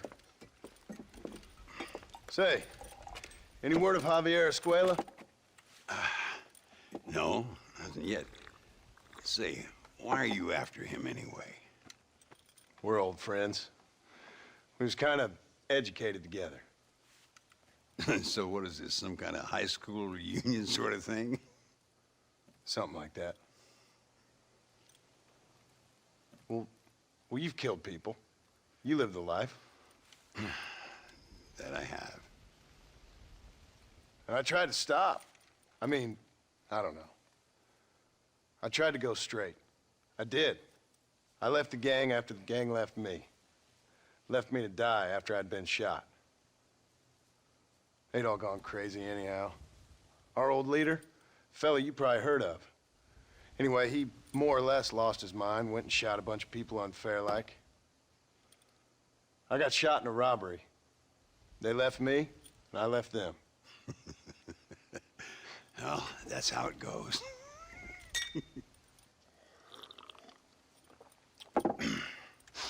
Already had me a woman, got me a farm, then I got me more trouble. Sure.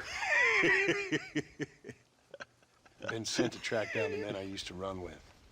Track them, kill them. Well, if you don't, someone else will. There's no escape. Look at me. I spent 25 years killing men. Look at me now, sitting around here like some low-rent would-be messiah. We're relics. Come on, have yourself another drink and let's wallow in a little self-pity. Sounds like a plan. Your health. Mr. Ricketts, Mr. Ricketts, thank the Lord I have found you. And you, Mr. Marston. Will you sit down? You all right? I'm well, sir. But Allende is sending more men to the death. Prisoners who have not been tried. A prominent writer, Castilla, and a local official whose only crime was not putting the small holders on the street when they were late with taxes. Writers and government officials. For once, I agree with Allende. Some men need to be killed. Mr. Ricketts! I was just joking. Where are they? Out near Escalera. Let's hang up our self-pity and go shoot ourselves some bad guys. You're gonna be all right. Thank you. Both of you.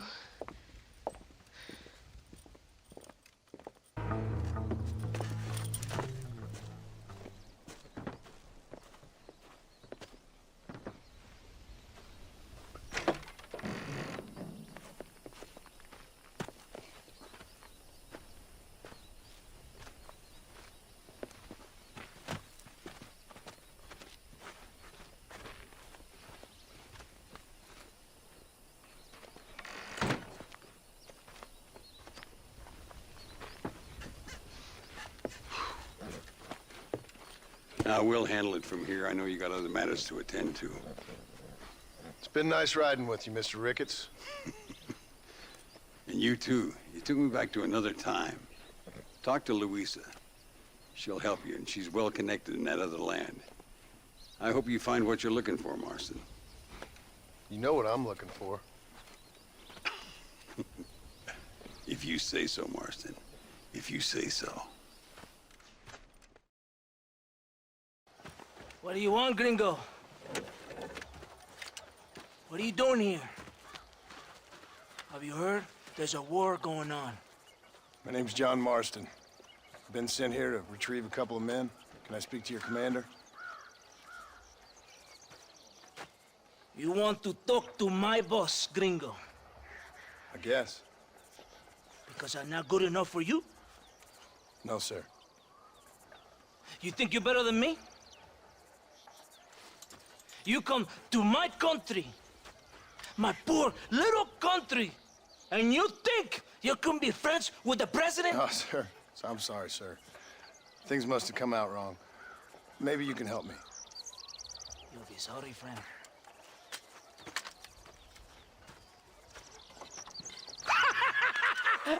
Relax, amigo, relax.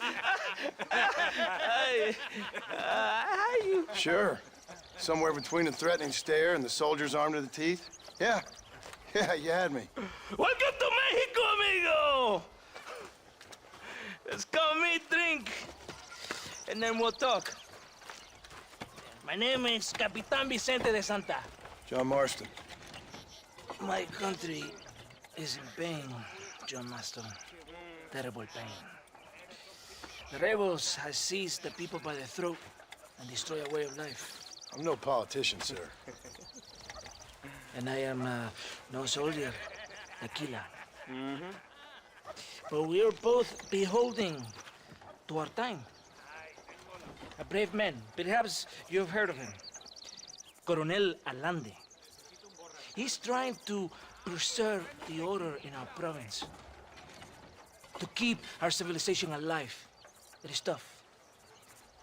The people are confused and usually swayed. Sometimes in the service of what is right, you gotta do terrible things.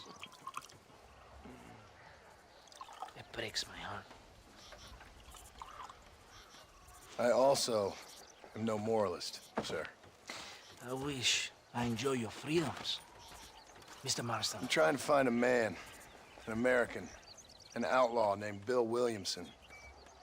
I believe he came here to seek protection from another outlaw named Javier Escuella. You're no moralist, but you hunt outlaws? So it would seem. You heard anything of these men? I am the government, or what is left of it. Outlaws seek each other. They're possibly hiding with thieves and killers who pose as freedom fighters in the hills around here. They're united under one traitor named Abraham Reyes. Where could I find this Reyes? If I knew, I would be there, hunting him with everything that is true within me. Reyes finds you. Like cholera. Something like that. But it's possible, though. My men are trying to lure him into a trap. Possibly you could ride with us? And if everything goes okay, I'm sure the Coronel will help you. Okay.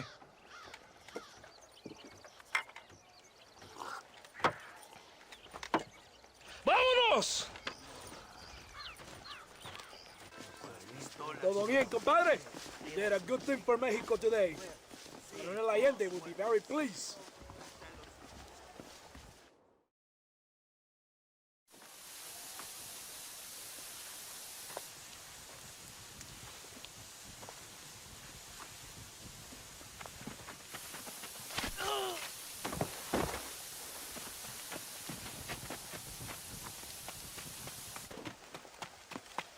¡Los rebeldes están robando el tren!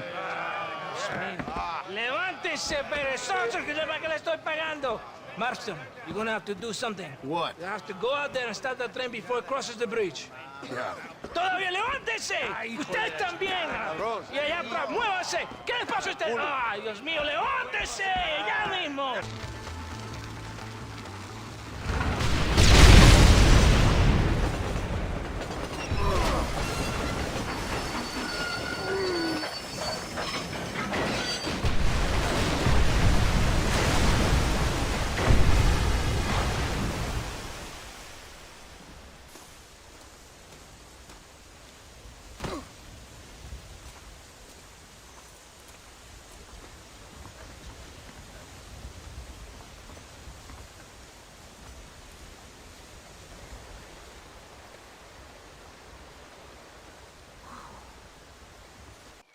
Eres llorón, maricón. Me das asco. Hablas lealtad, pero eres transparente. Estarás aplaudiendo cuando mi cabeza está pelado, ¿verdad? No, mi excelencia. Mis hombres y yo estamos trabajando noche y día por su honor. ¿Honor? ¿Qué eres, un muchacho? Jovencito, sin vergüenza. ¿Qué diablos es este cabrón? That's the man who helped us defeat Reyes. The man I spoke to you of. A friend of Mexico. Hello, sir. Hola, gringo. So you are the bounty hunter, huh? Have you found your prey yet? No, sir. Perhaps you come to hunt me, huh? Your country loves to make trouble in mine. Perhaps, but it isn't so. Perhaps I should tie you to a horse and let it drag you around town. Or let the dogs fight you, huh?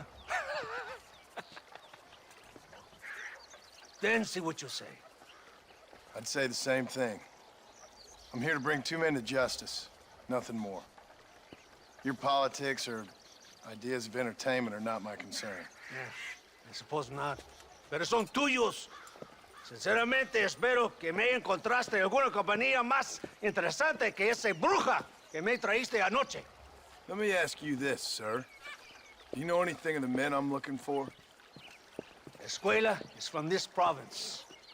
His father was a borracho, a drunk who worked as a laborer on land cultivated by my uncle. Men like that are natural allies for Reyes.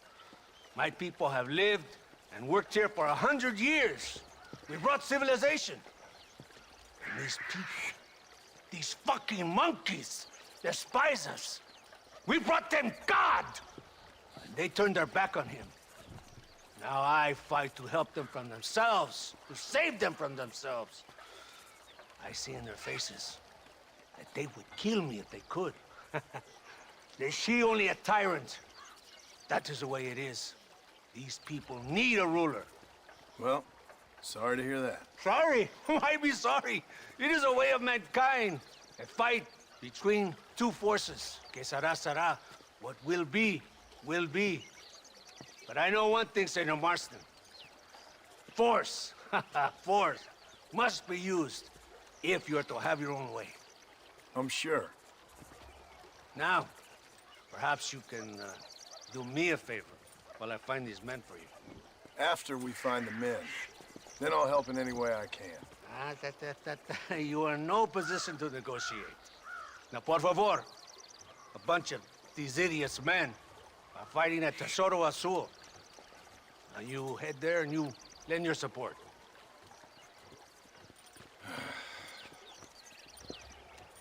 Baboso, ¿cuántas veces voy a decirte? No ponga detrás de mí.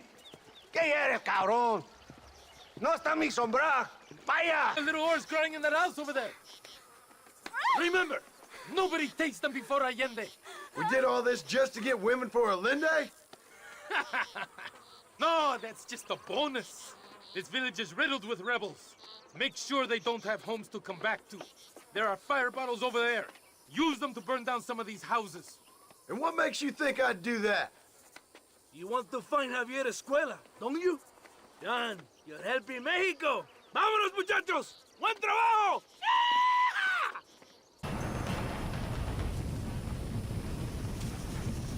Isn't that beautiful? You really are pathetic. You need to relax. Come back to the villa and sample some of the new girls before they spoil. ¿Y dónde carajo están los otros que necesitamos? ¡Nos van a masacrar con estos pocos! Rebeldes que tú y tus hombres se habían encargado nos atacaron. Ten cuidado con ese tono de voz. Marston, come on. Ignore the stupid ape. Shut your mouth, office boy! Gringo, take that sniper rifle over there. We have men's work. Hombre, lo que sea, mujer. Amigo, ¿qué pasa? Killer like you deserves fine women and wine. The best pleasures Earth can give a man. I need some information, DeSanta. All in good time. My man and I will finish our business here, and we can talk back at Escalera. The next time I see you, I need some answers, Captain. Go get drunk, go get a woman! Enjoy life! It's a beautiful struggle! De las lindas y patrióticas. Dale, que ustedes son putas y lo saben. Por favor, no me obligas. Oh, mi amor, nadie te está obligando a hacer nada. Solamente quiero que animes al hombre que va a salvar a tu padre. ¿Tú quieres a tu padre, cierto que sí, linda? ¿Ah? What's going on here, Captain DeSanta? Just a little recruitment. Nothing for you to be concerned about. You boys using women soldiers now? Our customs are none of your concern. Apparently not. ¡Santo mariconcito! ¿Me encontraste algunas chicas? Ay, mamacita, ¿dónde has estado toda mi vida? Ve, mujeres! Ay, me gusta! The two patriots were keen to make your acquaintance, the Coronel. Fantastic! I love patriots! Hey, Sergeant Marston, you here to fight the war? And we shall make a patriot of you yet. I hope so. Any word of those men? Oh, yes. I heard they were riding with Reyes. I wanted to talk to you about it. DeSanta, hable con él. Tell him what I wanted. His Excellency, El Coronel, would like to employ you in escorting a train down rebel country. The job is dangerous, but you'll have the honor of... Mira. Another patriot? Of knowing that you served Mexico in her fight against forces that would destroy our society. How much you offering? 20,000 pesos. And information as to the whereabouts of Javier Escuella. Okay, then. Mexico loves you, Mr. Martin. She has a funny way of showing it.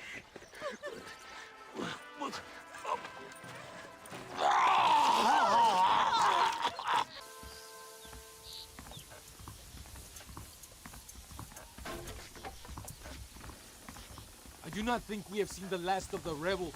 You recruits can't win a fight like this. I need you to man the Gatling gun. I ain't the soldier here, Captain. Do not question me, gringo. Just do as I say.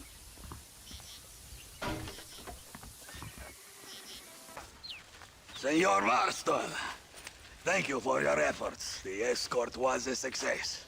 At least some of your men survived. I didn't think to survive myself.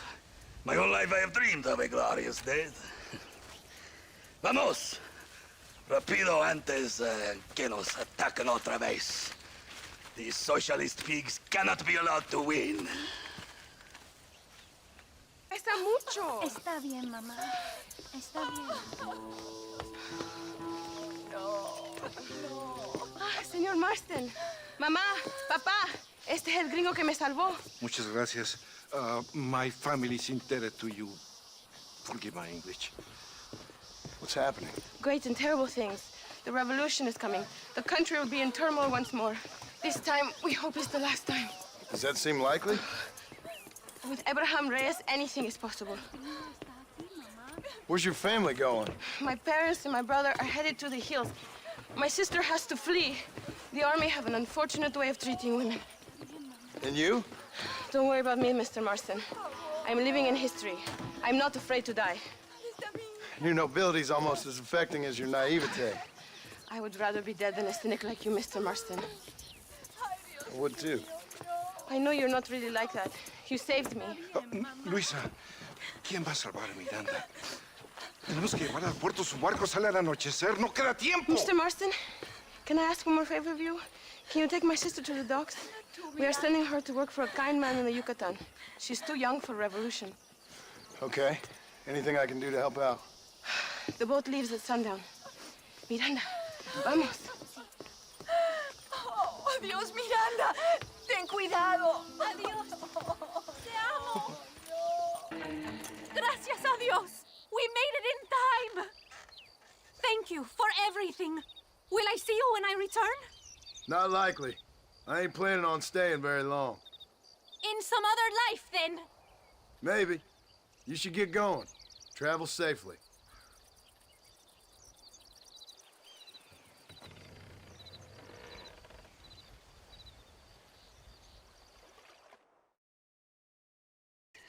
Oh, Mr. Marston. Mr. Marston. What's wrong, Louisa? I don't wait for myself, but for my country. Abraham Reyes has been captured. He has? He was coming to meet me at Roca Madera. It's a very romantic spot. It was a beautiful night, yet he was ambushed by patrol. My heart is breaking, but I cry for Mexico. Where's he being held? El Presidio. You know, in our hearts we are married already, but his family do not approve. How could they, when I am little more than a peasant girl? But that's what makes Abraham the man he is. He doesn't care for their bourgeois, snobbery, or elitism. He sees the real me, the woman. I'm sure. I'm going to go and rescue him or die trying. Oh, whoa. I don't think that's such a good idea.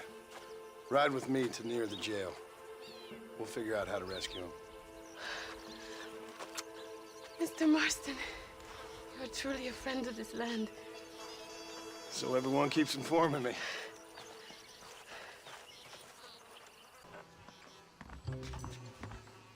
Louisa sent me. We have to meet her by the river. ¿Qué? Louisa, the girl you're marrying. Oh, yes. Such a devoted thing. El amor de mi vida. Abraham, Mr. Marston. Oi! The revolution will live on thanks to you. Yes, indeed, John. You are as a brother to me. And my people need a man such as you to help our cause. My ranch is in Agave Viejo, and let me say, my brother, that we await you. Well, best of luck to both of you, but I need to find 2 men so I can return to America. No problem. I will help you find those men. And in return, you will win a people her freedom. Viva Mexico! ¿A dónde tú vas, Bella? Bye, John. Vente conmigo. Tú sabes que en esta luz puedo ver el fuego en tus ojos. Laura, dame la fuerza para luchar. John Marston! Good news, good news. The Coronel himself wants to speak to you. Come. Dámelo, dámelo, besito, besito. Don't be so conventional. Look at that ass, huh? Magnificent. Now save her for later, or I'll kill her and all her family. They're probably rebels anyway, huh? Anyways, it's good to see you, amigo. Good to see you. You know, you are a rare find. A gringo, who is also a friend of our country. Bienvenido. We welcome you. Okay. Relax, relax. I have some wonderful news for you. Quite wonderful, in fact. You know the men you hunt? They have been captured in Chuparosa. I want you and DeSanta to ride out there, and then you can take possession of them. It is my gift to you for all your help, senor. Although part of me wishes that you would remain here and enjoy more of our hospitality, huh? Thank you. If it's all the same, I'd like to collect the men. I have a wife and son at home whom I miss. Don't we all, amigo? Don't we all? DeSanta, I want you to take care of Senor Marston. Vámonos, cabrón, go! Adelante! Mi amor! Mi amor!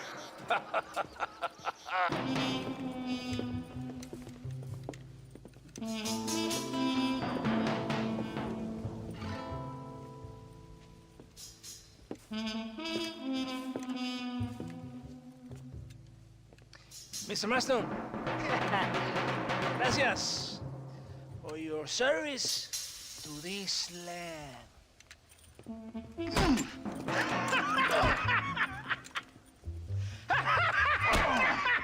¡Levanten esta pizza, mierda!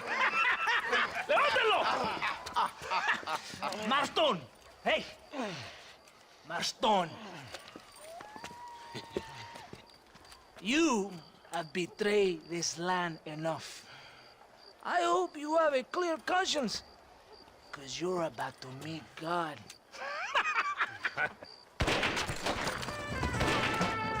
My brother, they will kill you if we don't get your ropes off. Over here, I will free you. It is lucky for you, I arrived when I did. I guess we're even then. My brothers!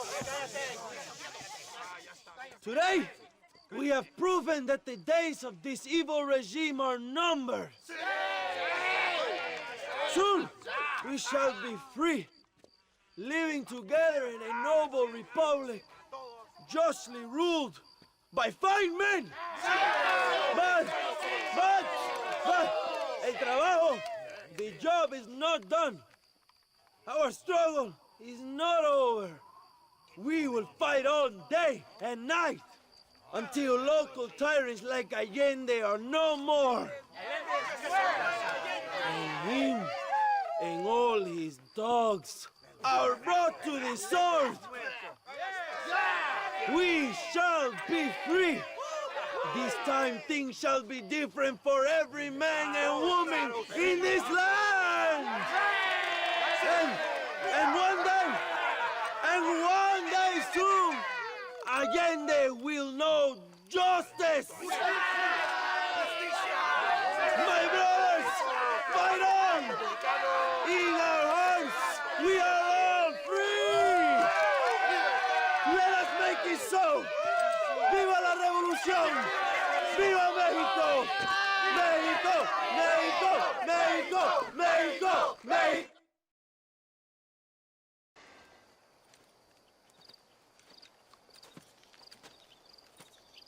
Hey, señor. You want trouble, friend? Manos arriba. ¡Antelas! Tranquilo. Tranquilo, amigo. Tranquilo. Ya lo tengo. Muévase, cabrón.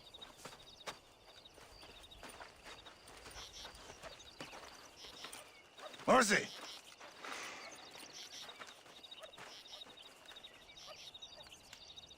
El mundo es muy difícil. Tenemos que jugarlo bien. Ah, Mr. Marston, I knew you would come. Thanks for the welcoming committee. I'm sorry, we cannot be too careful. The world is very dangerous. Especially when you greet it with a gun. Please.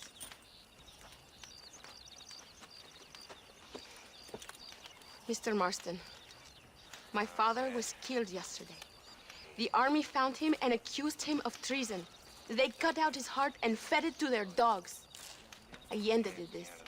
Then he took the honor of 2 young girls. I'm sorry to hear that, Luisa. My father must not die in vain. His death must mean something. It'll mean that war is brutal and unnecessary and good people die. And that's all it will mean. That is not enough. Well, you know I'll do whatever I can, but I have problems of my own. We all have problems. This is about the people. My father died for his people. For these men and for millions like them, that they may be free. While there are guns and money, there won't be any freedom, Luisa. Mr. Marston, the movement is on the brink of great victory. Allende knows this and has sent for reinforcements. Abraham Reyes asked personally that you stop them reaching Escalera. They are coming by the old trail. You must ambush them. I have my own family to worry about. Mr. Marston, I have lost my father. My mother is in the United States. My sister has fled. I have no family, just because. Please, good actions make you a good man. Then I'm doomed. But I will help you, out of respect for your loss. Thank you, Mr. Marston. Thank you. These men will help you rig dynamite on the road. Please tell them where to place it. I'll be waiting up above, watching for the wagons. Okay, follow me, gentlemen. Thank you, Mr. Marston. We are a step closer to power.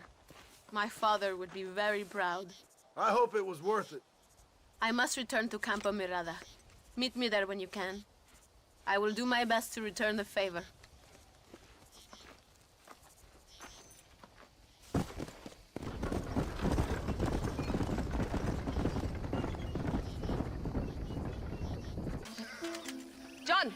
John! Thank God you have come. That wretched animal De Santa has been sent to oversee a massacre in El Sepulcro. Come, we must stop him and finally kill that vermin and all of Allende's other followers. Tell your men not to open fire till I make a move. We don't want to give them a chance to escape. And leave De Santa to me. I need him alive. We will wait for your lead, señor. En el nombre del gobierno provincial del coronel Allende y del Estado de este país, te condeno a muerte por traición. ¿Tienes algunas últimas palabras? No. Come on, quick! No!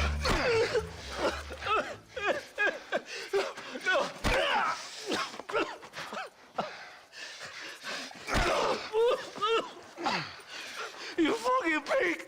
Go back to your country! Where is Javier Escuella? Wait. Okay, all right. Shit. All right.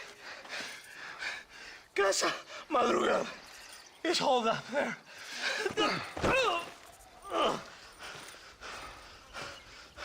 Now hurry up and kill me, or just let me go, okay? Can we kill this piece of shit now, senor? Or would you like to pleasure yourself?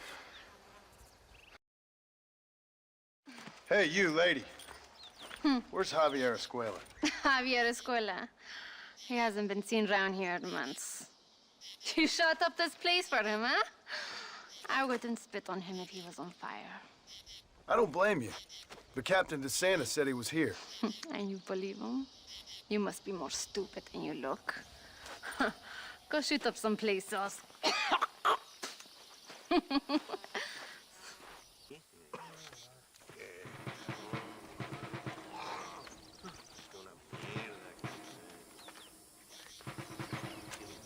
Tenemos que movilizar fuerzas en el extremo sur de la llanura para que los flancos del este y el oeste. Where is Abraham Reyes? Here, amigo, here. Well, look who it is.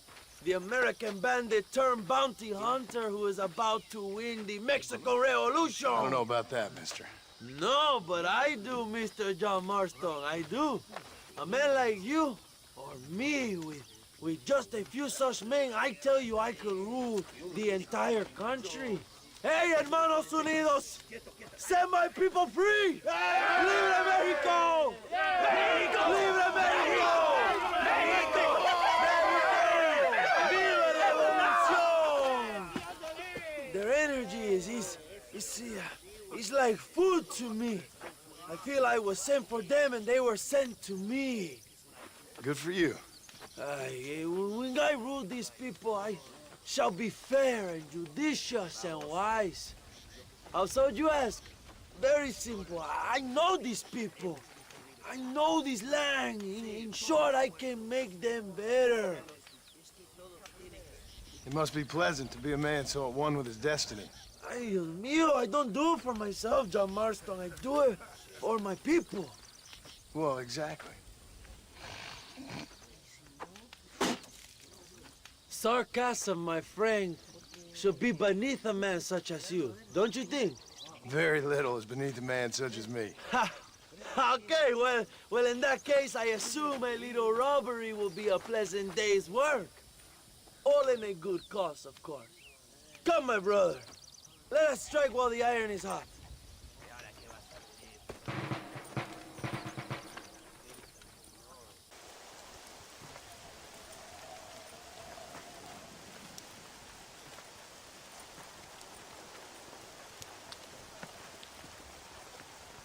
So listen, this train is filled with valuable supplies we need, but it's also filled with government troops.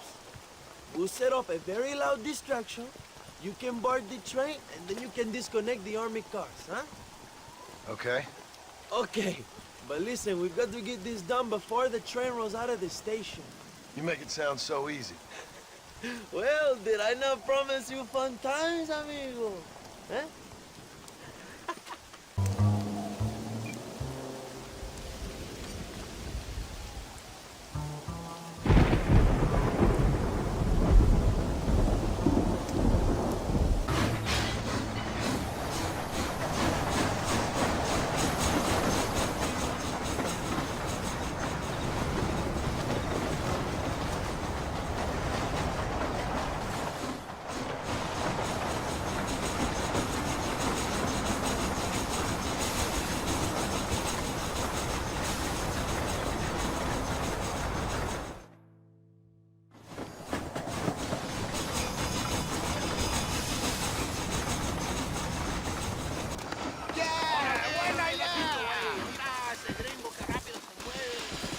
You move like a cat onto that train. Magnificent. Go ahead and blow the armored car and take whatever you need, my brother. Vámonos.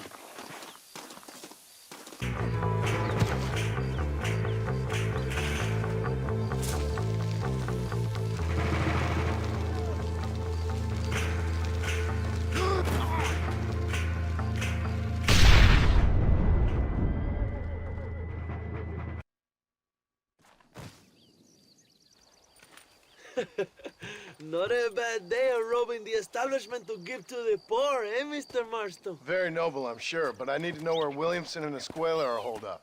All in good time, amigo. I'm off to deliver these goods. I'll see you back at the ranch. Oh, my spies tell me they soon will have the information you need.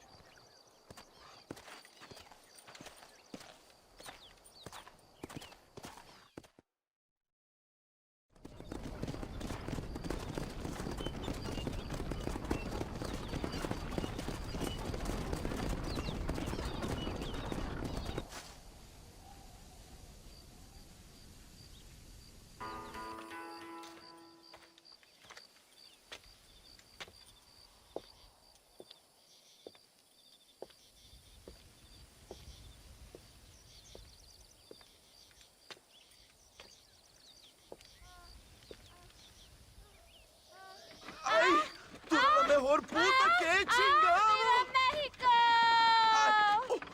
¡Qué rico! Ay. John, excuse me. Oye, mamita, cuando te vea la próxima vez que sea un poco más durito, ¿ah? And I mean rougher, huh? What would your most loyal follower, Luisa, say about that? Who? Luisa, the girl from Campo Murata? Her, A gentleman never tells, but she was a most wonderful... I just say she was increíble. Yes. Let me tell you something. I strongly recommend her. You take her when you have the chance, my brother. She thinks she's your wife. My wife? These peasant girls, they believe every word a fellow says. So naive. It's really quite charming. I love peasants. Don't you love peasants? I love them. They have such purity. Are you gonna marry her? Ha! Marry a peasant? My dear boy, don't be absurd. I'm going to be the next president of Mexico. My wife will meet ambassadors, kings, other great men. The very thought that I would marry some peasant girl with a tight gun and the hands of a farmer, well, I really don't think so. My mother, que Dios la cuide, would turn in her grave. Interesting. But come on, let's run. I've got an amazing present for you, my brother, huh? Yes? The man you seek.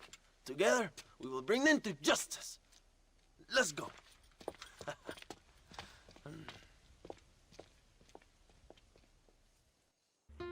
My men will launch a ruse attack on the side entrance to the fort.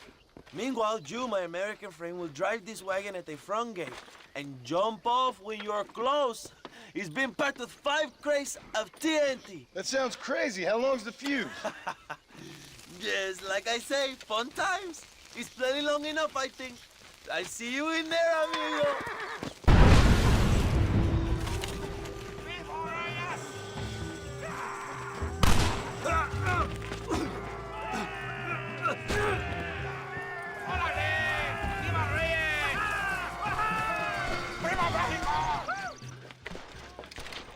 Hello, old friend. It's been a long time. Hello, brother. It's good to see you. I heard you was coming. You took your time, no? Come on, you're not gonna shoot your own brother, are you? We was family. Yeah, we were. Then you and Dutch went crazy and family didn't mean so much. So now you do the government's work. And what do? You just work for a different government. Come on, brother. I think we should go our separate ways, huh? What you and Dutch did was wrong. And the way you left me was wrong. Now, I hate to judge, but as it turns out, it's you or me. The way I see it, might as well be you. We thought you was dead, brother. I promise.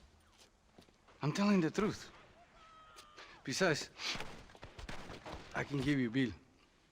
And Dutch is in Colombia. I can take you straight to him.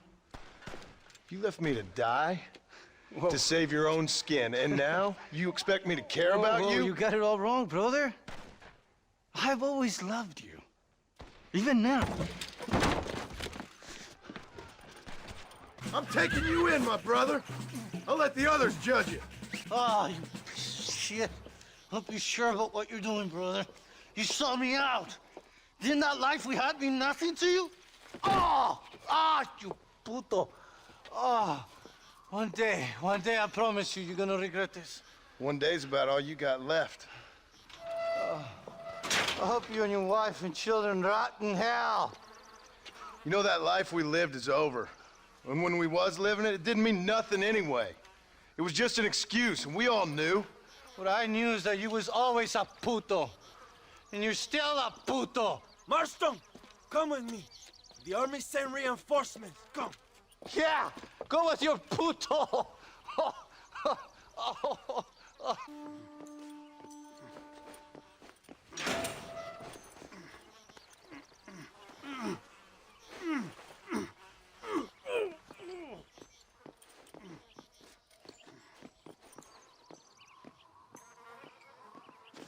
Two old friends reunited. It is a beautiful thing.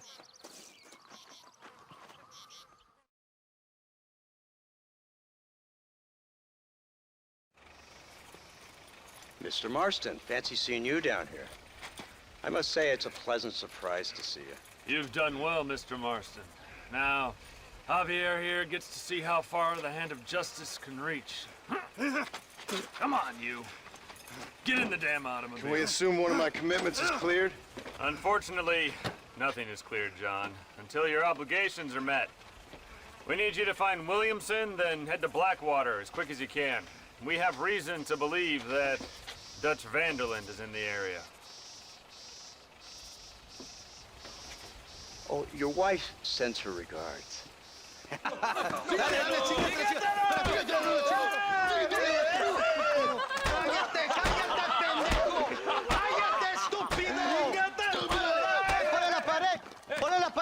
Voltealo. Quítate, estúpido. Le voy a dar un balazo. Quítate, pendejo. Quítate. 1, 2, 3. ¡Bang! ¡Que viva México! ¡México ¡Viva la libre! revolución! Calmado, no, para atrás. Usted para atrás. Para atrás.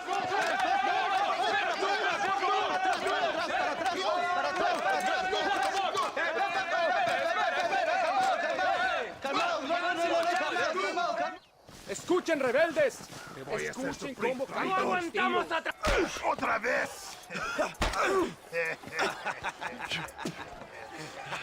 Welcome to Mexico. My brothers and I are just discussing the future of our country. Okay, let this man go. And who are you, gringo? I'm no one. But unless you want this town to tear you and your boys to shreds, I suggest you let him go. And you think you could tell me what to do, friend? Oh, you should listen to him, friend. Look at that. You want to risk it? The American is a drunk. If I were you, I would pull that trigger. Put the gun down, Americano. Ya, mátalo. ¡Dejen mi hombre! ¡Mierda! ¡Ay, Dios mío! ¡Puta Santa María! So you want to settle this now, friend? Or you want me to shoot you in the head right now for that poor girl? Okay, but we fight like men, not like dogs.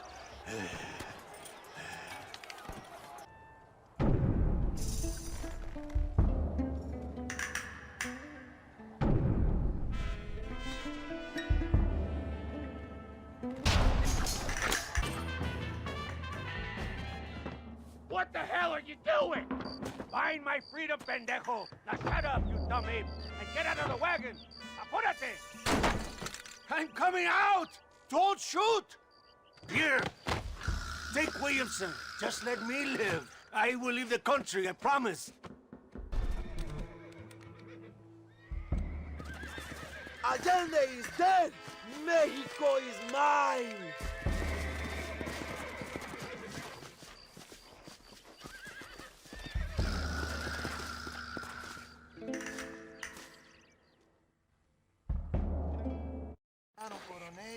My people are free, and it is all thanks to you, John. And to the people who laid down their lives. People like Louisa. Oh, yes. She was very brave, and she will be missed. Who was she again? Your peasant girl wife-to-be? Oh, yes, of course. She will have a day named after her. Laura's Day. Louisa. What? Oh, yes, I knew Laura as well. Magnificent girl. Like riding a pompous bull it was, amigo. You never saw anything like it. Anyway, enough about sport. Let's get back to politics. I trust you will join us in riding on the Capitol. I'd love to, but with Williamson dead, my jailers need me back in Blackwater.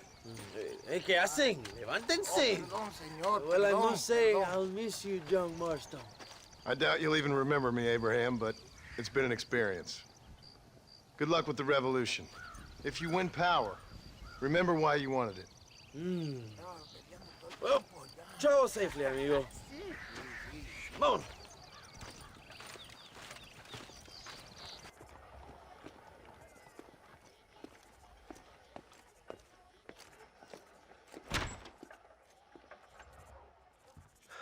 $101, $102, $103, $105, $106. I'm here to see Mr. Ross. $107, $108, 109. Edgar Ross. 113. Upstairs on the right. 114. 115. 116. 117.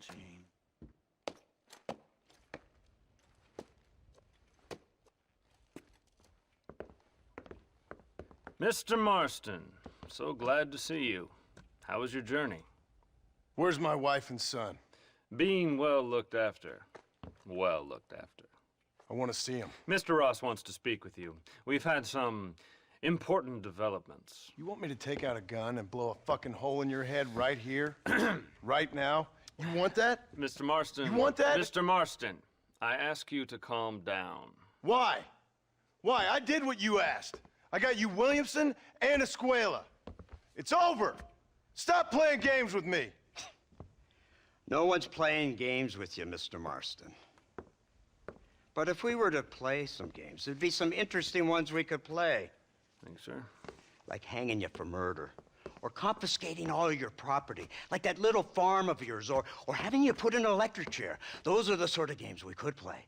But we choose to play a different game. So calm down and play along with us. Where's my wife? You know, I forget, but I hear it's very nice this time of year. Mr. Marston, please, I've never insulted your meager intelligence. Do not insult mine. We've done this little deal for your freedom in exchange for all your men from your old gang. You gave us Williamson and Escuella. We still don't have Vanderlyn, but now we know where he is. Then go and shoot him. No, sir. I want you to shoot him for me.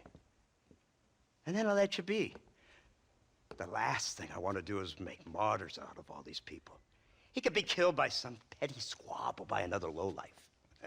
We believe Vanderlyn is holed up with a group of renegades near the wreck of the Serendipity riverboat. Yes. Another group of renegades. Obviously, the first group, your group, has, shall we say, been disbanded? Disbanded. Anyway, Mr. Fordham, Mr. Marston, shall we go? Oh, Mr. Marston, your wife and son are doing well. Let's both try to ensure things stay that way. Okay? After you, sir.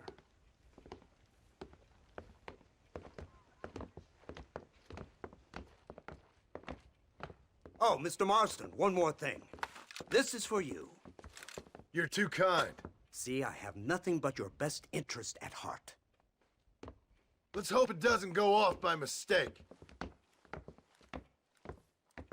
343. I have a patent for that, sir. This is an outrage. Ah, Mr. Marston.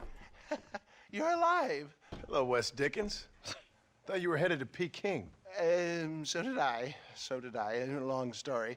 But now it seems I'm being put under arrest and charged with narcotic possession or some other such nonsense. Ross, have him release this man. Why? Because he's a harmless old fraud, the kind of man that built this country. And because he helped me get Williamson. Did you hear that, officer? The man's a hero. Let him go. Come on, Marston. Moral degeneracy waits for no man. Let's hurry along. 344. 345. 347. 348. 3...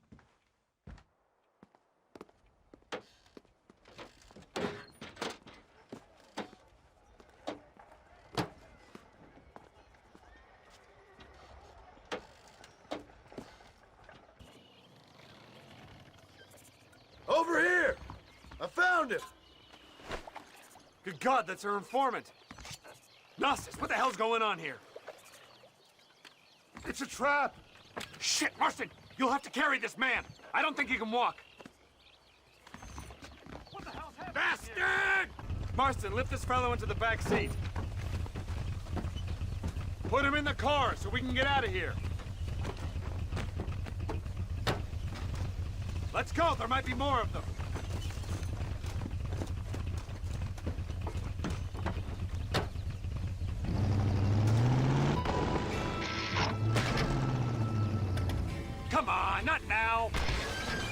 What's wrong? I don't know. The motor just gave out. Well, fix it, you fool. We need to get this man to a doctor. Of course, sir. It's Dutch's men. Marston, we'll hold them off.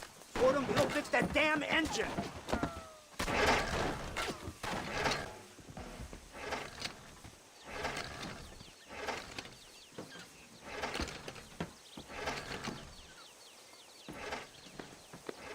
I can't see any more of them. Fordham, are we ready? Yes, sir, I think so. Come on, let's get back to Blackwater.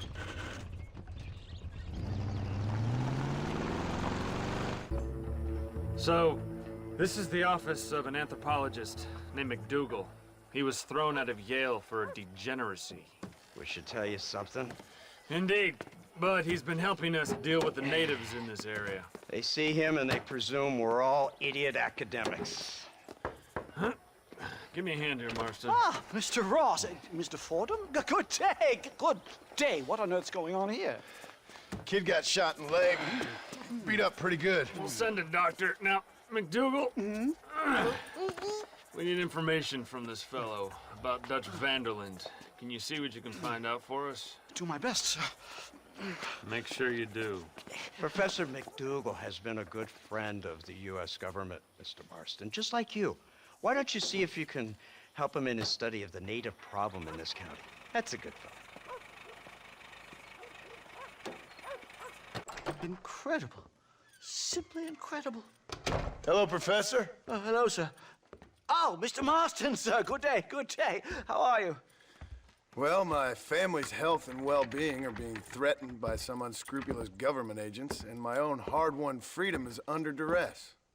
But these problems aside, I suppose I'm fair. Yes, the problems of civilizing nomads. Tell me, sir, are you from Norse stock? Not as far as I know. I was raised in an orphanage. My father was Scottish. Unfortunate. You'd make an interesting case for my theory of natural population characteristics. Really? Well, yes, a white man, obviously, but with a savage spirit. Trust me, sir, I mean savage in the best possible sense. Natural nobility, but also simple, pure. I've been looking at some blood samples through my microscope, and you know what? No. Well, of course you don't. It's a remarkable breakthrough. I've been looking at the blood of both natives and white men of corresponding height, weight, and age, and you know what? Again, no. They're exactly the same. It's remarkable. It completely refutes my last book. But I'll tell you what, sir. This sabbatical in the field may have been somewhat forced upon me by circumstance, but my scholarship has benefited enormously. Would you like to partake of a syringe of cocaine? I've quite enough for two. Not right this minute, no. So it's a remarkable drug. It entirely restores the ego. It takes one back to a primal state. It helps my thinking enormously. Nastas, come on. Come in, sir. Would you like to take off your slippers? Or skin a rabbit? I know we cannot see the stars, but still my heart is pure, and we meet as equals. These savages must be spoken to simply in metaphors. No, sir. I grew up on a reservation and attended school. Oh, lovely. But I can show you what you want to see. I know where the group of bandits you seek are hiding. Both of you. Vanderlyn has attracted a following of young men on the reservation. They are turning to bad things. The savage heart cannot be conventionally civilized. I was right all along. Where's Dutch Vanderlyn based? In the hills, in Cochene. Let's go. I know a way there that is not guarded.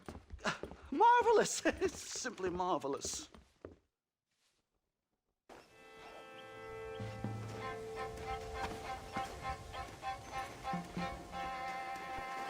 Remarkable.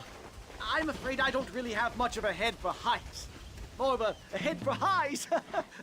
well, anyway, I'm sure Nastas will help you. I must be on my way. I've got work to do. Thanks for the help. Goodbye, gentlemen. Enjoy yourselves.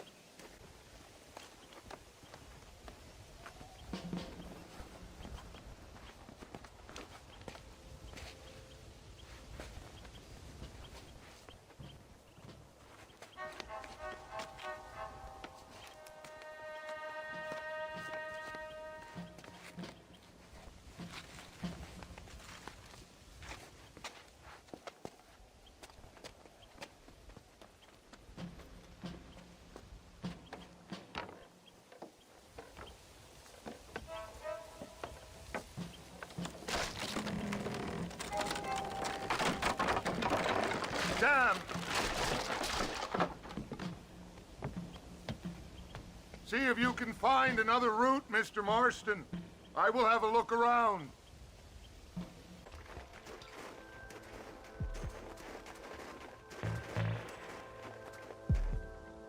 This way.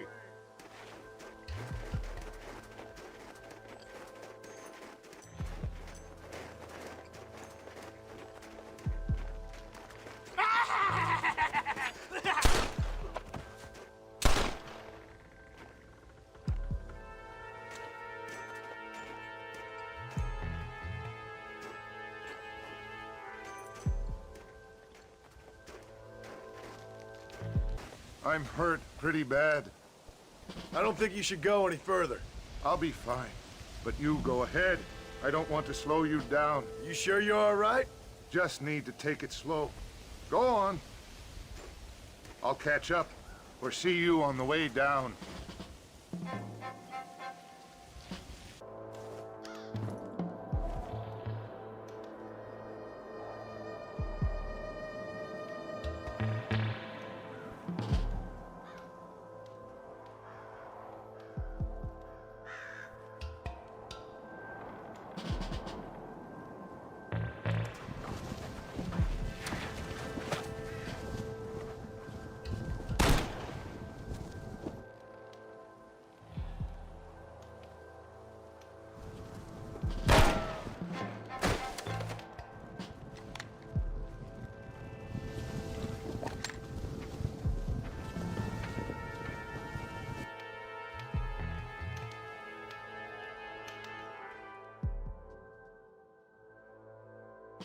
Mr. Marston? Mr. Marston! Mr. Marston! Here you go, Mr. Marston. Put that stuff away. You banged your head. Nastas and I carried you down. Nastas heard the shots and he hurried up to rescue you and he carried you down. I improvised an escape plan. I'm more of a planner than a man of action. Thank you, gentlemen. Friends of mine are with Vanderland. We must try to reason with them, sir. Vanderland's gang contains several natives. We must meet with them and try to save them from disaster. My people have already endured many disasters. Before, this was all our land. And now we have brought you civilization. Well, sure, it hasn't been easy, but it hasn't been easy for anyone, Nastas. Why, I knew a man in Yale whose father once shot 18 natives in one afternoon out in Wyoming. Oh, the man was quite traumatized. He took to lying with choir boys. For a wise man, you are a very stupid man, mister. Gentlemen, I'm gonna leave you to figure out right from wrong. You are simple-minded, sir. Thus, I do not blame you for not understanding reason. Then again...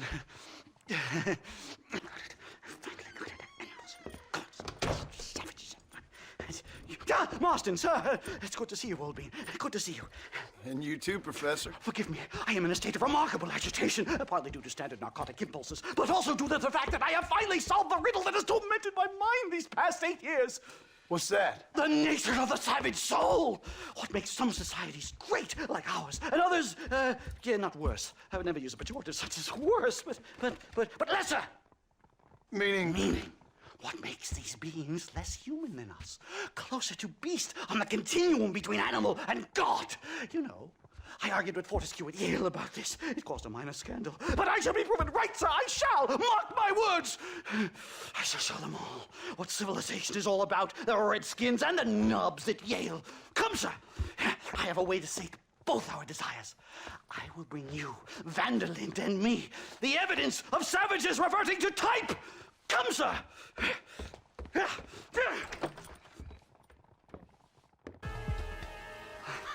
Hello, gentlemen. We come in peace. Those words mean nothing coming from people like you. Look at what you've done to us. Look at us! We live like animals, scrabbling in the dirt. Well, Violence isn't the answer. Maybe you live in a different America than we. Men like Vanderlyn will lead you to disaster. I think we've already experienced disaster. The likes which you could only imagine. Put your hands up! We come in peace! Do as he says, Marston. You call this a meeting? Excuse me? Your damn weaponry. This is not what we agreed to. You shut your mouth, you treacherous snake! Holy shit! Damn it, Dutch! Professor, get down now! Safe and sound. Thank the Lord. So much for a meeting of minds. Thank you, Mr. Marston. I could be boiling in a pot right now if it wasn't for you. Get some rest, Professor.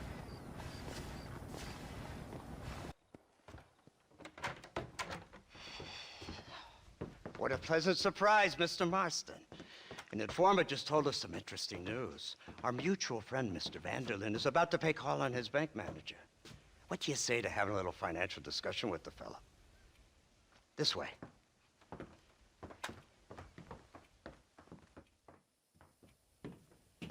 Let's get up on the roof. We'll have a clear shot at them from there.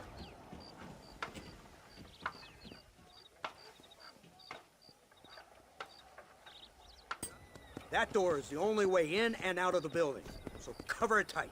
Do you see those horses to the left by the building across the street? Dutch's boys hitched them there. They'll have to run that way to make their escape. Don't start shooting until they're out in the open. If we spook them, they might retreat back and hole up inside. Don't shoot till I give you the signal. Keep your sights trained on that bank door. Marston, head into the bank with Hopkins and Manning. Get Dutch. Be careful. There may be some innocent people there.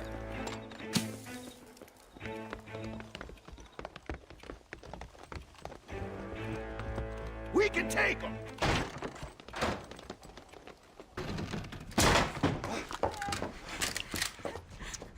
Oh, it's nice to see you, John. Hello, Dutch. How's Abigail? Well, I hope. Ain't seen her for a while. 'Cause you've been chasing me? Let the woman go, Dutch. Of course. Of course. How's your little boy? He ain't so little now. No, he must be what? 15? 16? Doesn't time fly? Don't adjust. It's over, man. Of course. Of course. I surrendered, John. You're the master now. I've been my master since you left me to die. We all make mistakes, John. I never claimed to be a saint, but equally, I never took you for an errand boy. Just trying to help my family, Dutch. By making compromises we all have to. Now let her go. It's over. You want the girl, John? You always were the romantic sort. You know, gentlemen, this man here, oh, he married a whore. Used to ride with us. We all had her. Oh, but he married her. And you know that makes him a better man than us. He's a better man. Have the girl, John. Easy, Dutch. She's a parting gift from me. Oh! God damn! Where's Dutch, Marston? He got away. Scared to shoot him? Too much to handle? When the opportunity presents itself, I'll put a bullet in him, don't you worry. Won't like myself for doing it, but I'll do it. Ah, good man, good man. You know, at the end of this, you'll probably get a medal. I know I shall.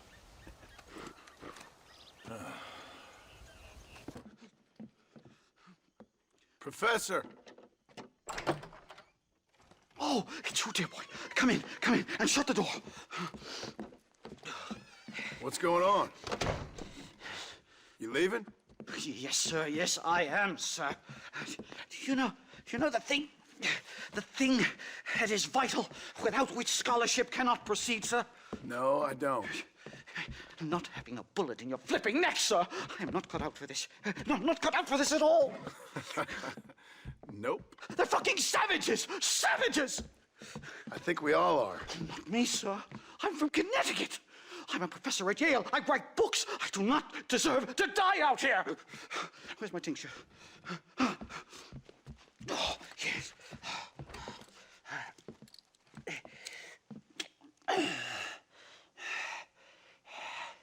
You okay, Professor?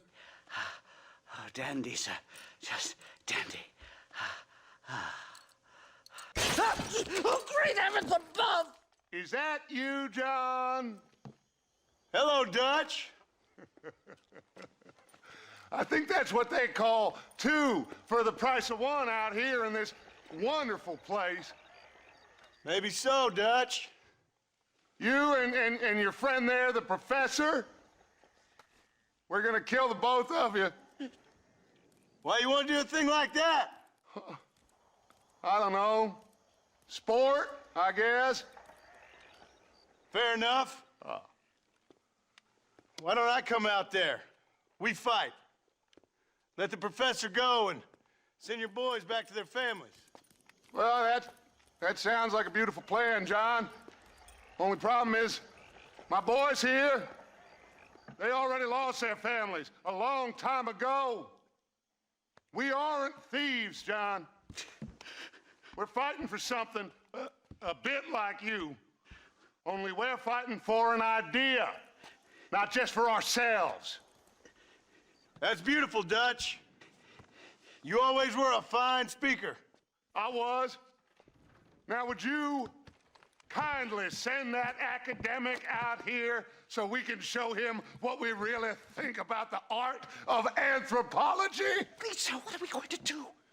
I'm gonna hand you over to him and watch him tear you limb from limb. What? I'm just kidding. We're gonna run across the rooftops. Get you back to your ivory tower. Oh, thank you. Thank you, sir. Don't thank me. We're still here. Come on.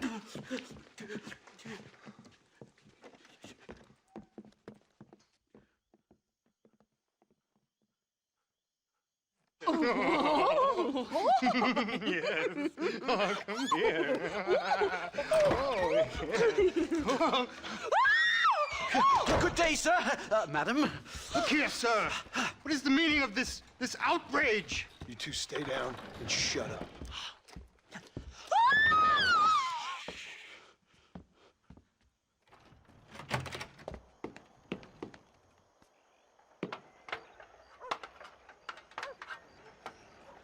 Come on. We can get to the roof this way. My research is complete. Much as I thought. There's no civilizing this savage land. I could have told you that for nothing. Ah, but they'll give me a prize in New Haven for this. Well, they bloody better. Well, goodbye, Mr. Marston. Best of luck, dear friend.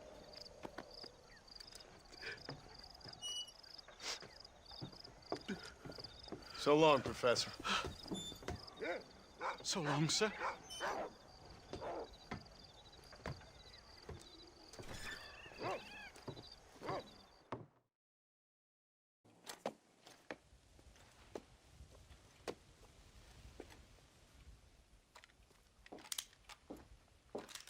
What do you want, Marston? My family. I've done what you asked. No, you haven't. This is the land of opportunity, and I gave you the opportunity to save your family, and you failed. How could I possibly reward you? Marston, you're a public menace. We should have had you killed. I wish you had. But since you didn't, where's my family? Oh, spare me the noble savage fall in the sword tripe, will you, old boy? It's nauseating. You don't wish to be dead. You're an insignificant creature desperately clinging on to life like the rest of the scum in this town. Yeah, I know it's tough. You like Dutch. He's a charming fellow. He makes sense. He's like one of those nature writers from back east. Only he takes things a tiny little step too far. Rather than just loving the flowers and the animals and the harmony between man and beast, he shoots people in the head for money and disagreeing with them. He's a goddamn killer. Now,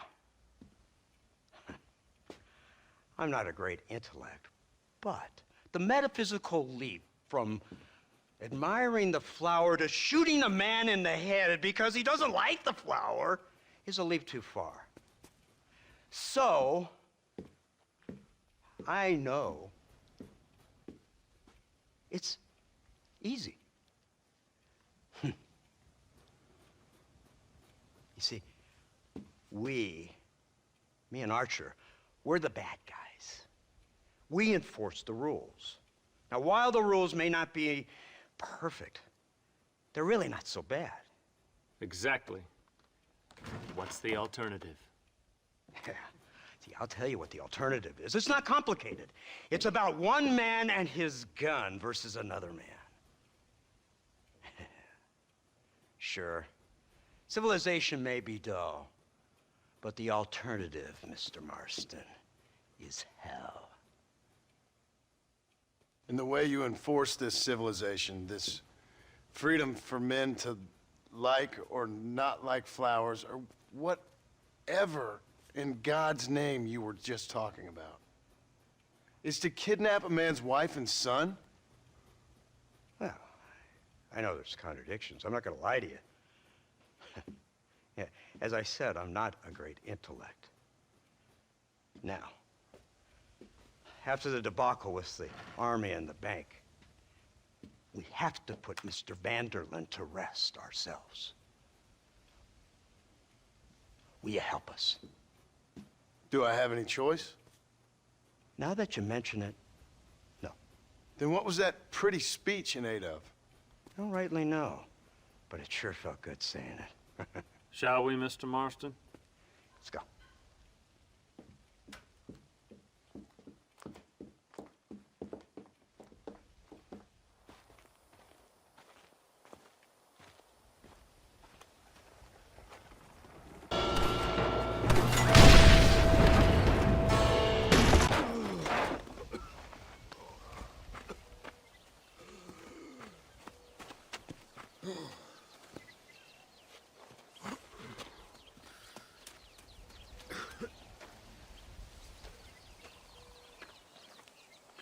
Well, Mr. Marston, it seems like your mentor, Dutch, no longer looks quite so kindly to his student. That man is insane. So it seems. I think we need to get him before sundown. As you say, Captain. Otherwise, he'll be gone again. And what if I say no? Now, before I shoot you myself, let me just point out the obvious. The one person we have left that can appeal to Mr. Vanderlyn is the last person we know who knows him. Your wife. That won't be necessary. Mr. Ross, Captain, let's go.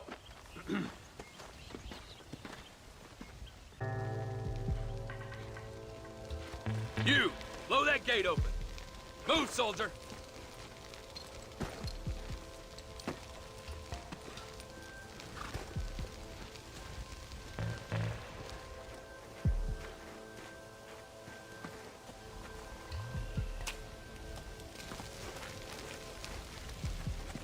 Go! Get down!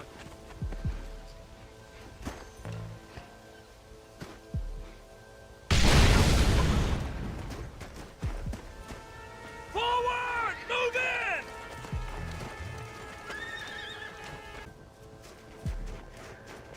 Right, Marston. We'll take 2 men with us. The rest will stay here and take care of the wounded. They'll plant charges at the gate. You and I will provide the cover fire. Son of a bitch! God damn it! You'll never take me alive, John! It's over, John. I ain't leaving here without you! You're just like me, John. You can't change who you are. You can't erase the past, John. Killing me, it won't make it go away.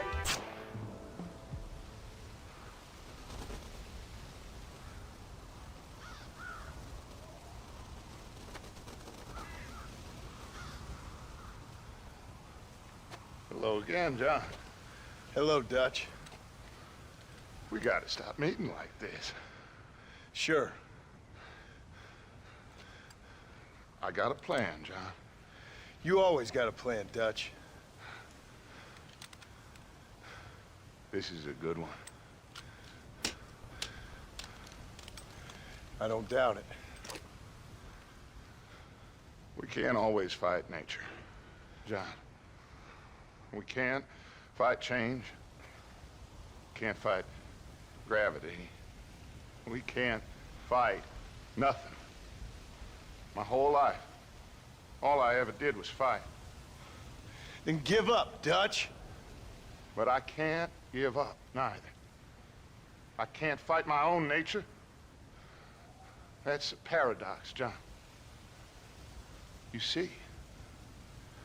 Then I have to shoot you. When I'm gone, they'll just find another monster. They have to. Because they have to justify their wages. That's their business.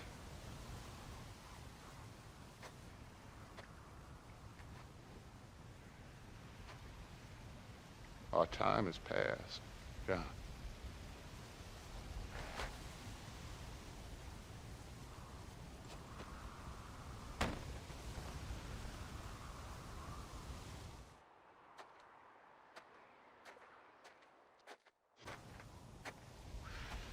So at the end, you didn't have the guts to shoot him. The man's dead, Ross. Sure. Can I see your gun?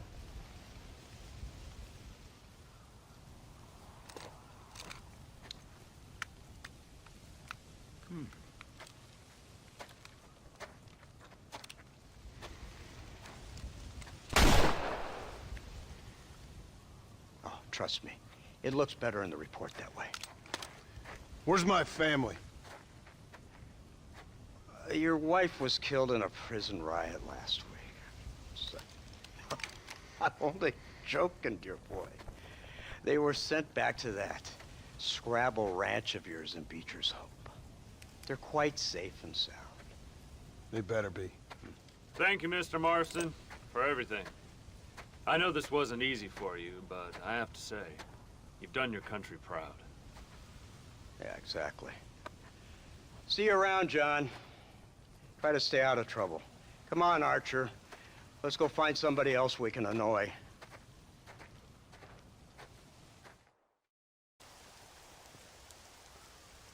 Abigail! Jack! Anyone here?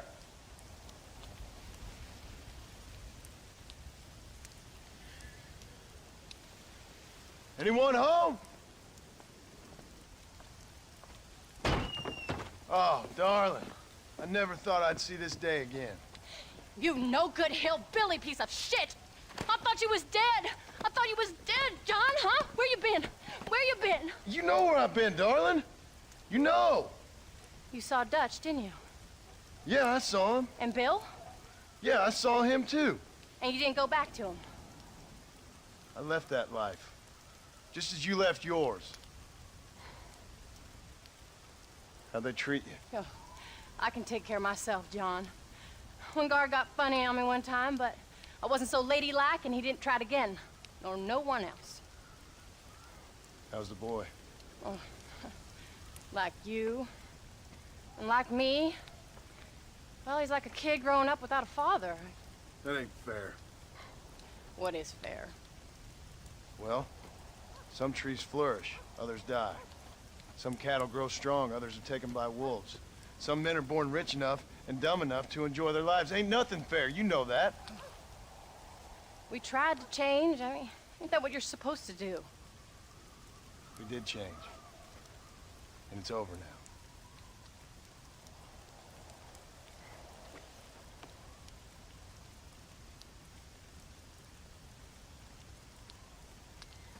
Jack! Jack, come here, boy. Hello, sir. Come here. How you been? Coyotes ate all the chickens and poachers took the cattle. I tried, Father. I tried. I know you did, son. I know. Don't you go blaming me, boy. Don't you go blaming me. I ain't blaming no one, old man, but since you're still alive, there's 4 mouths to feed. And no cattle. That's a nice way to greet somebody. Why don't I get the warm and tender embrace? Consider the fact I ain't put a bullet in your embrace, old man. You were supposed to look after the place. I did. Well, I did my best. Thing is, there was too many of them. I thought you was dead. I wasn't drinking. Hold your excuses until you figured out which one to use. Jack, go get your bags packed, boy. We got work to do. We leave in the morning. Go on. Yes, sir. Where are you going? Well, it's getting kind of dark now, but in the morning we've got to go get ourselves some more cattle. I've got friends at MacFarlane's ranch. It's over in Hittigan's stead who can sell us some. Now, Abigail, I hope you learn to cook. Yes. Didn't I say, rather than some prison, they actually kept me incarcerated in a cooking school for young ladies.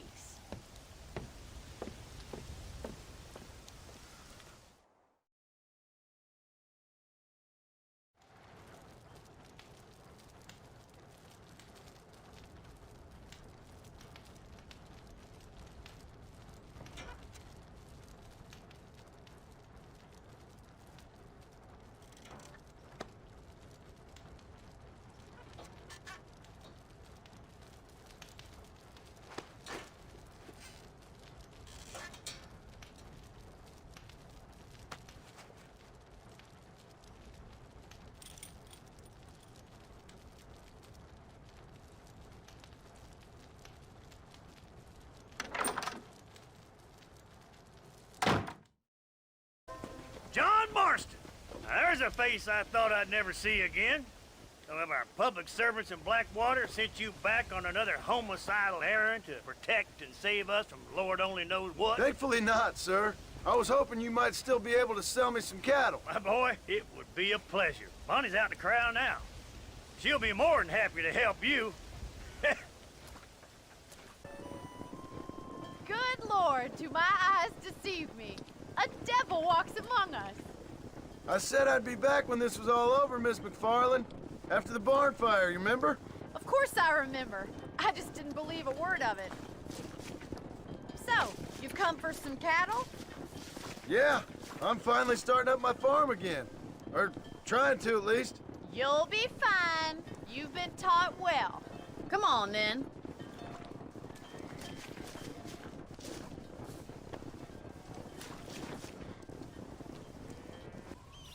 Did a good job, son. Nice shooting. Thanks, Pa. Make a rancher of you yet.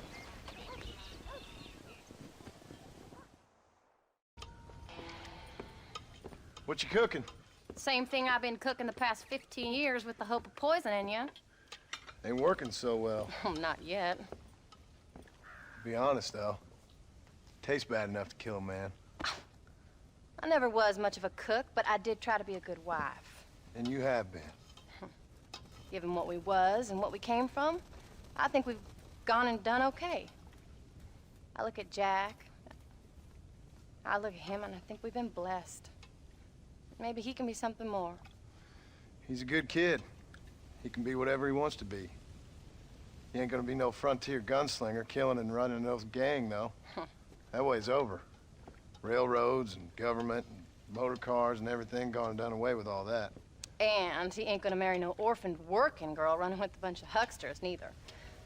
If he meets one like you, I hope he'll marry her. Stop. For an illiterate gunslinger, you sure know how to make a girl blush. God damn crows! John! You have got to go deal with them. They've broken into the silo again and are eating all the corn out from it. Of course, my angel. Wait, get out of there. All right, all right. Come on. Scat. Shh.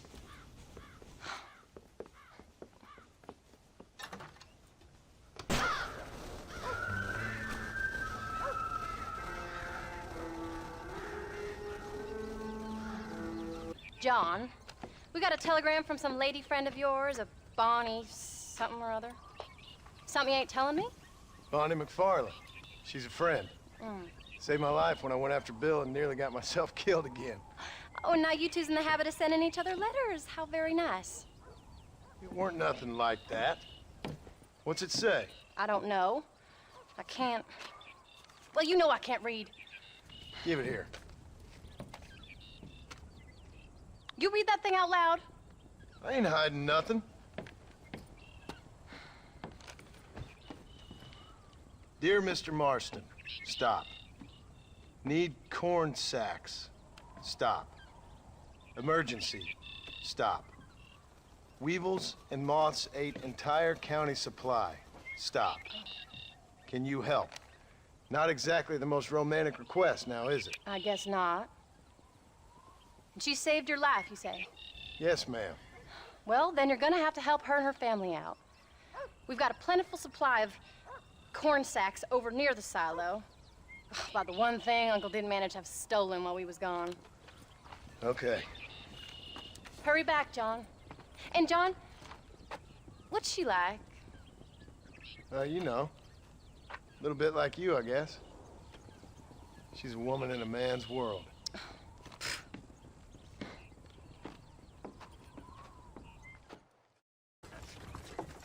You came. Thank you so much. We lost the entire harvest. Miss MacFarlane, I'd like you to meet my wife, Abigail. Oh, ain't you quite the gentleman all of a sudden? It's a pleasure to meet you, Mrs. Marston. Likewise. Thank you for saving my husband's life, and for teaching the miserable old goat some manners, among other things. I didn't teach him anything. I know better than to try to change a man. You should meet my father. Oh, people can change, Miss MacFarlane. John and I have to believe that more than anybody. This is a decent first harvest for you, John. You should be proud. That's good land you got there. How are you feeling, Mrs. Marston? From what your husband told me, it must have been awful for you. I've been through worse, and I knew he'd be back before too long. He can't cook a meal to save his life. Abigail, in my darkest hours, when I was most homesick, just the thought of one of your rat meat stews kept me pushing forward. Well, about as amusing as a weeping saddle sore, ain't he, Miss MacFarlane? If you're gonna start yammering about women's work, John, I'd say you might be in the wrong company. I'd say so, too. I never felt so outnumbered.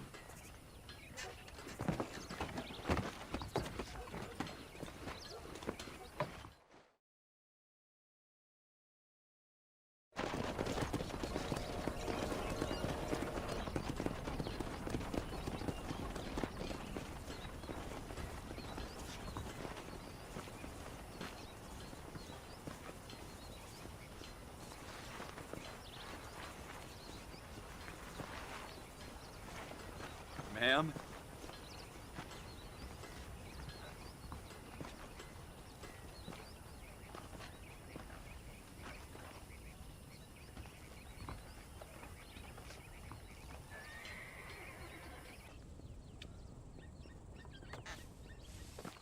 We did good today, John.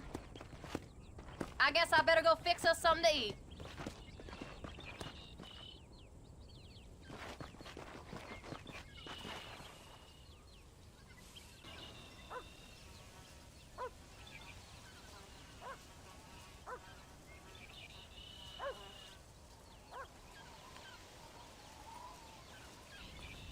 What's the book, boy? Nothing, sir. What's it about? Well, it's an adventure, sir. Set out in the West, and it tells this amazing story of how people killed the savage Redskins, and how this man, this brave man, hunts the man who killed his father. I'm glad you're enjoying it. Talking of adventure, how'd you like to learn to track elk? Really big ones in the valley this time of year. We could use the meat. Well, I know you'd rather read your adventures. Trust me, this can be very enjoyable in its own way. I suppose maybe it's a little less dramatic. So, let's go, come on. You may get to see me get gored by some massive wild beast. Then you can write a story about that. Very funny, Paul. I've forgotten how funny you was. Grab your things. You just gotta wait for the right shot, not rush it. Woo! That's a big one! This meat should fetch a decent price in Manzanita. That was so much fun! I can't rightly believe it. Just like in the books. We'll do it again soon. Now get to your chores.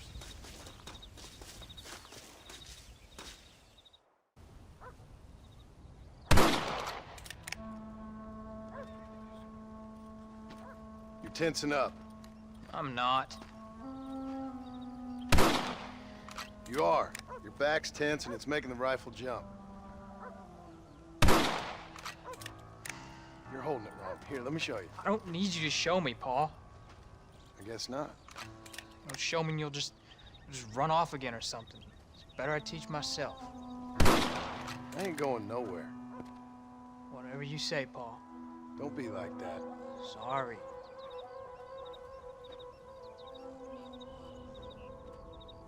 Wolf's been after the herd.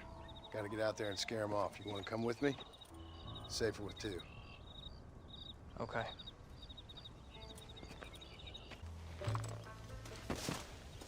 You're turned into a decent hunter, son. But try to stay out of trouble.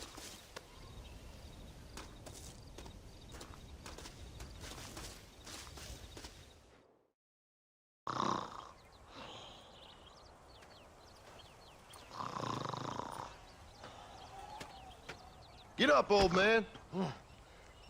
I am up. Get up! Oh. There, I'm up. Well, thank the good Lord you're back. Nothing worse for an old man than sleeping in the warm afternoon sun. You want a long sleep, Uncle? That can be arranged. It'll cost me less than food. You always was a hard and nasty man, John Marston. You always was a useless, conniving thief. And where's them cattle? Did you take them to pasture? It's coming around to that. When exactly? It's easy to pick on the elderly. It's easy, but it ain't dignified. Come on, old man. We'll do this together.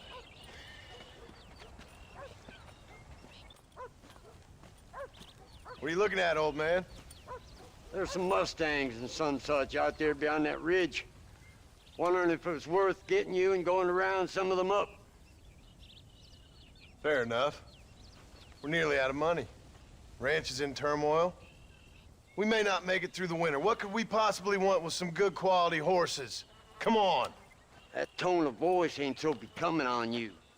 Makes you seem all pent up and angry like some Blackwater would-be business tycoon with a bad case of hemorrhoids. I'll give you a bad case of someone just shot me in the head if you don't hurry up. Sure there's enough fresh hay. We need to keep them strong. All right. Damn, a little gratitude wouldn't kill you.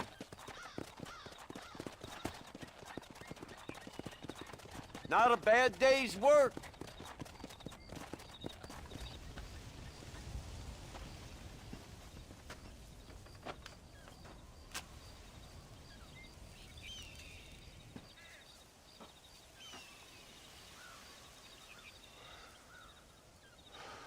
John! John! What is it, old man? It's Jack. The kid. The kid. Well, I just saw him out in the valley. Seems your tales of hunting got the better of him. He said he was going up to the pass, track down that grizzly that's been seen up there. Kid can't hunt a grizzly. Thing will eat him alive. I know. I tried to stop him. But you're worthless as a lawyer at a lynching. Damn you, old man. This is my son. Anything happens to him, you'll wish it was you that bear attacked.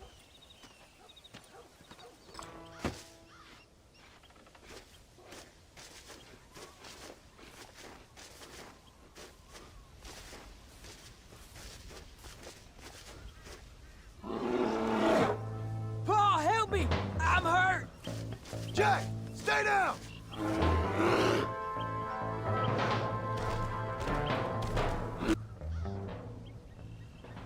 What the hell were you thinking going off on your own? You're just a boy. No, I'm not! I can skin an elk, break horses. Come on, let's get you home.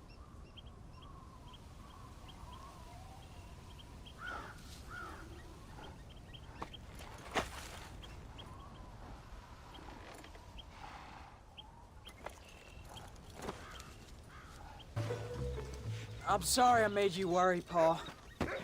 Don't be too eager to grow up, son. Ain't as much fun as it looks. When you're ready to hunt bears, I'll take you.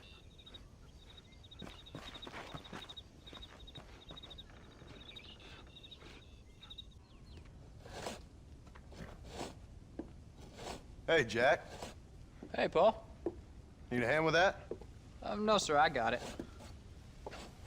Looks like you have.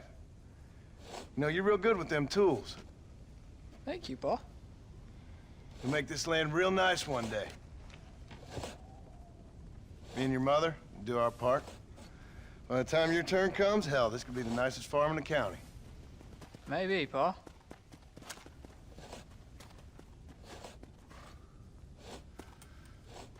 Just gotta learn to shoot straight or you'll get yourself eaten by some animal. Very funny, Pa. Thank you, son.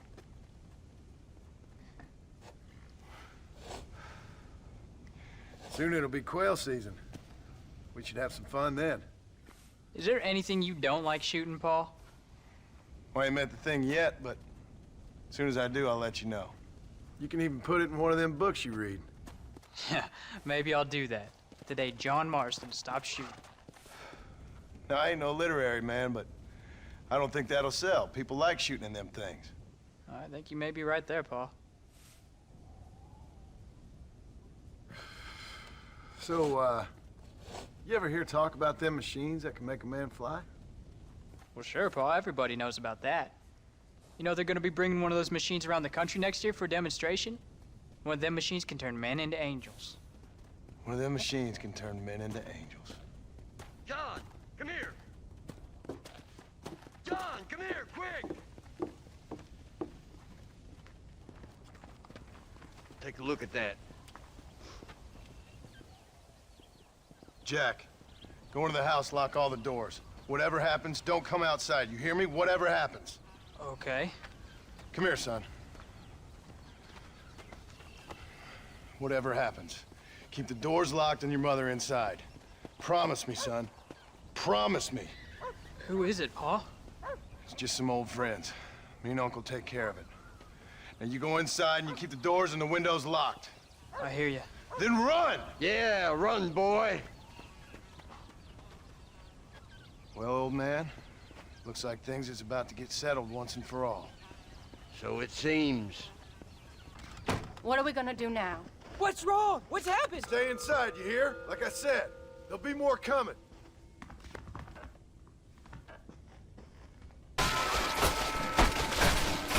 Uncle, are you all right? Damn it! Got the hit. Hang in there, Uncle! I'm gonna get you out of here safe! Ain't time, John. I ain't gonna make it off this porch anyhow. You take Jack and Abby. Take them and... Don't worry about me. Just get him out of here. No! Uncle, please! Oh my God! They killed him! Come on, son! Ain't nothing we can do for him now!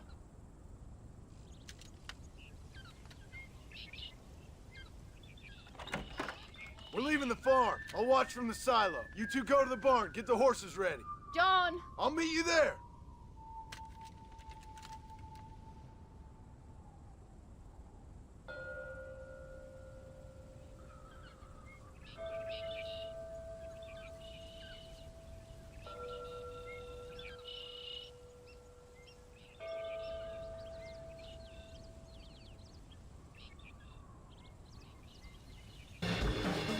Hey, come on. Now listen, Jack, darling, get on this horse. Get out of here. Go find a place to hide. You're coming with us, Pa. I'll catch up. You keep riding and don't look back.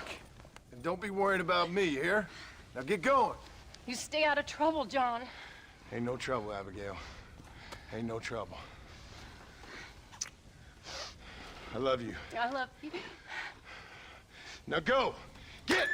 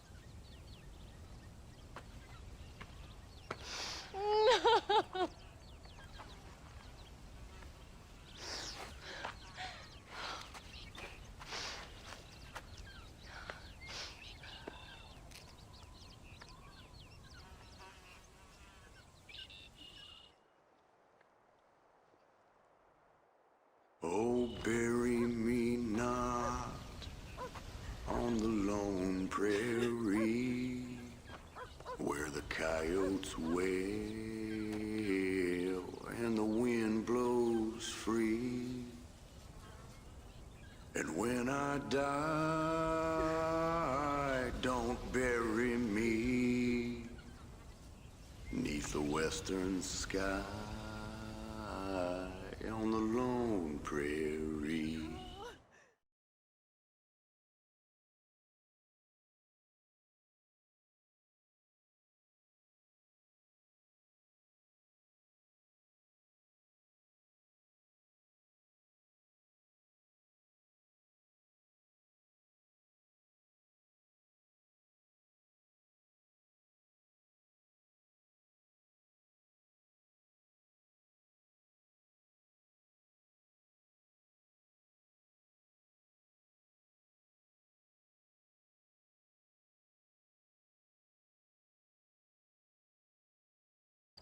Excuse me, ma'am. Hello, young man. Hi. What are you doing out here? Are you out visiting the lake with your family? No, ma'am. I was looking to deliver a letter to Edgar Ross. Oh, that husband of mine. That bureau just won't get its talons out of him, even though he's retired. Edgar gave them some of the best years of his life. They ought to let him retire in peace. They'll not rest till they've killed him with worry, and he's such a sensitive man. I'm sorry, I shouldn't get so angry. I don't suppose any of this is your fault. There's no need to worry about him nowadays. Well, where is he? He and his brother Philip went hunting on the south side of the San Luis River. Be careful crossing over. They were saying it was dangerous. I sure will, ma'am. And don't worry about a thing. I'm sure your husband will be just fine.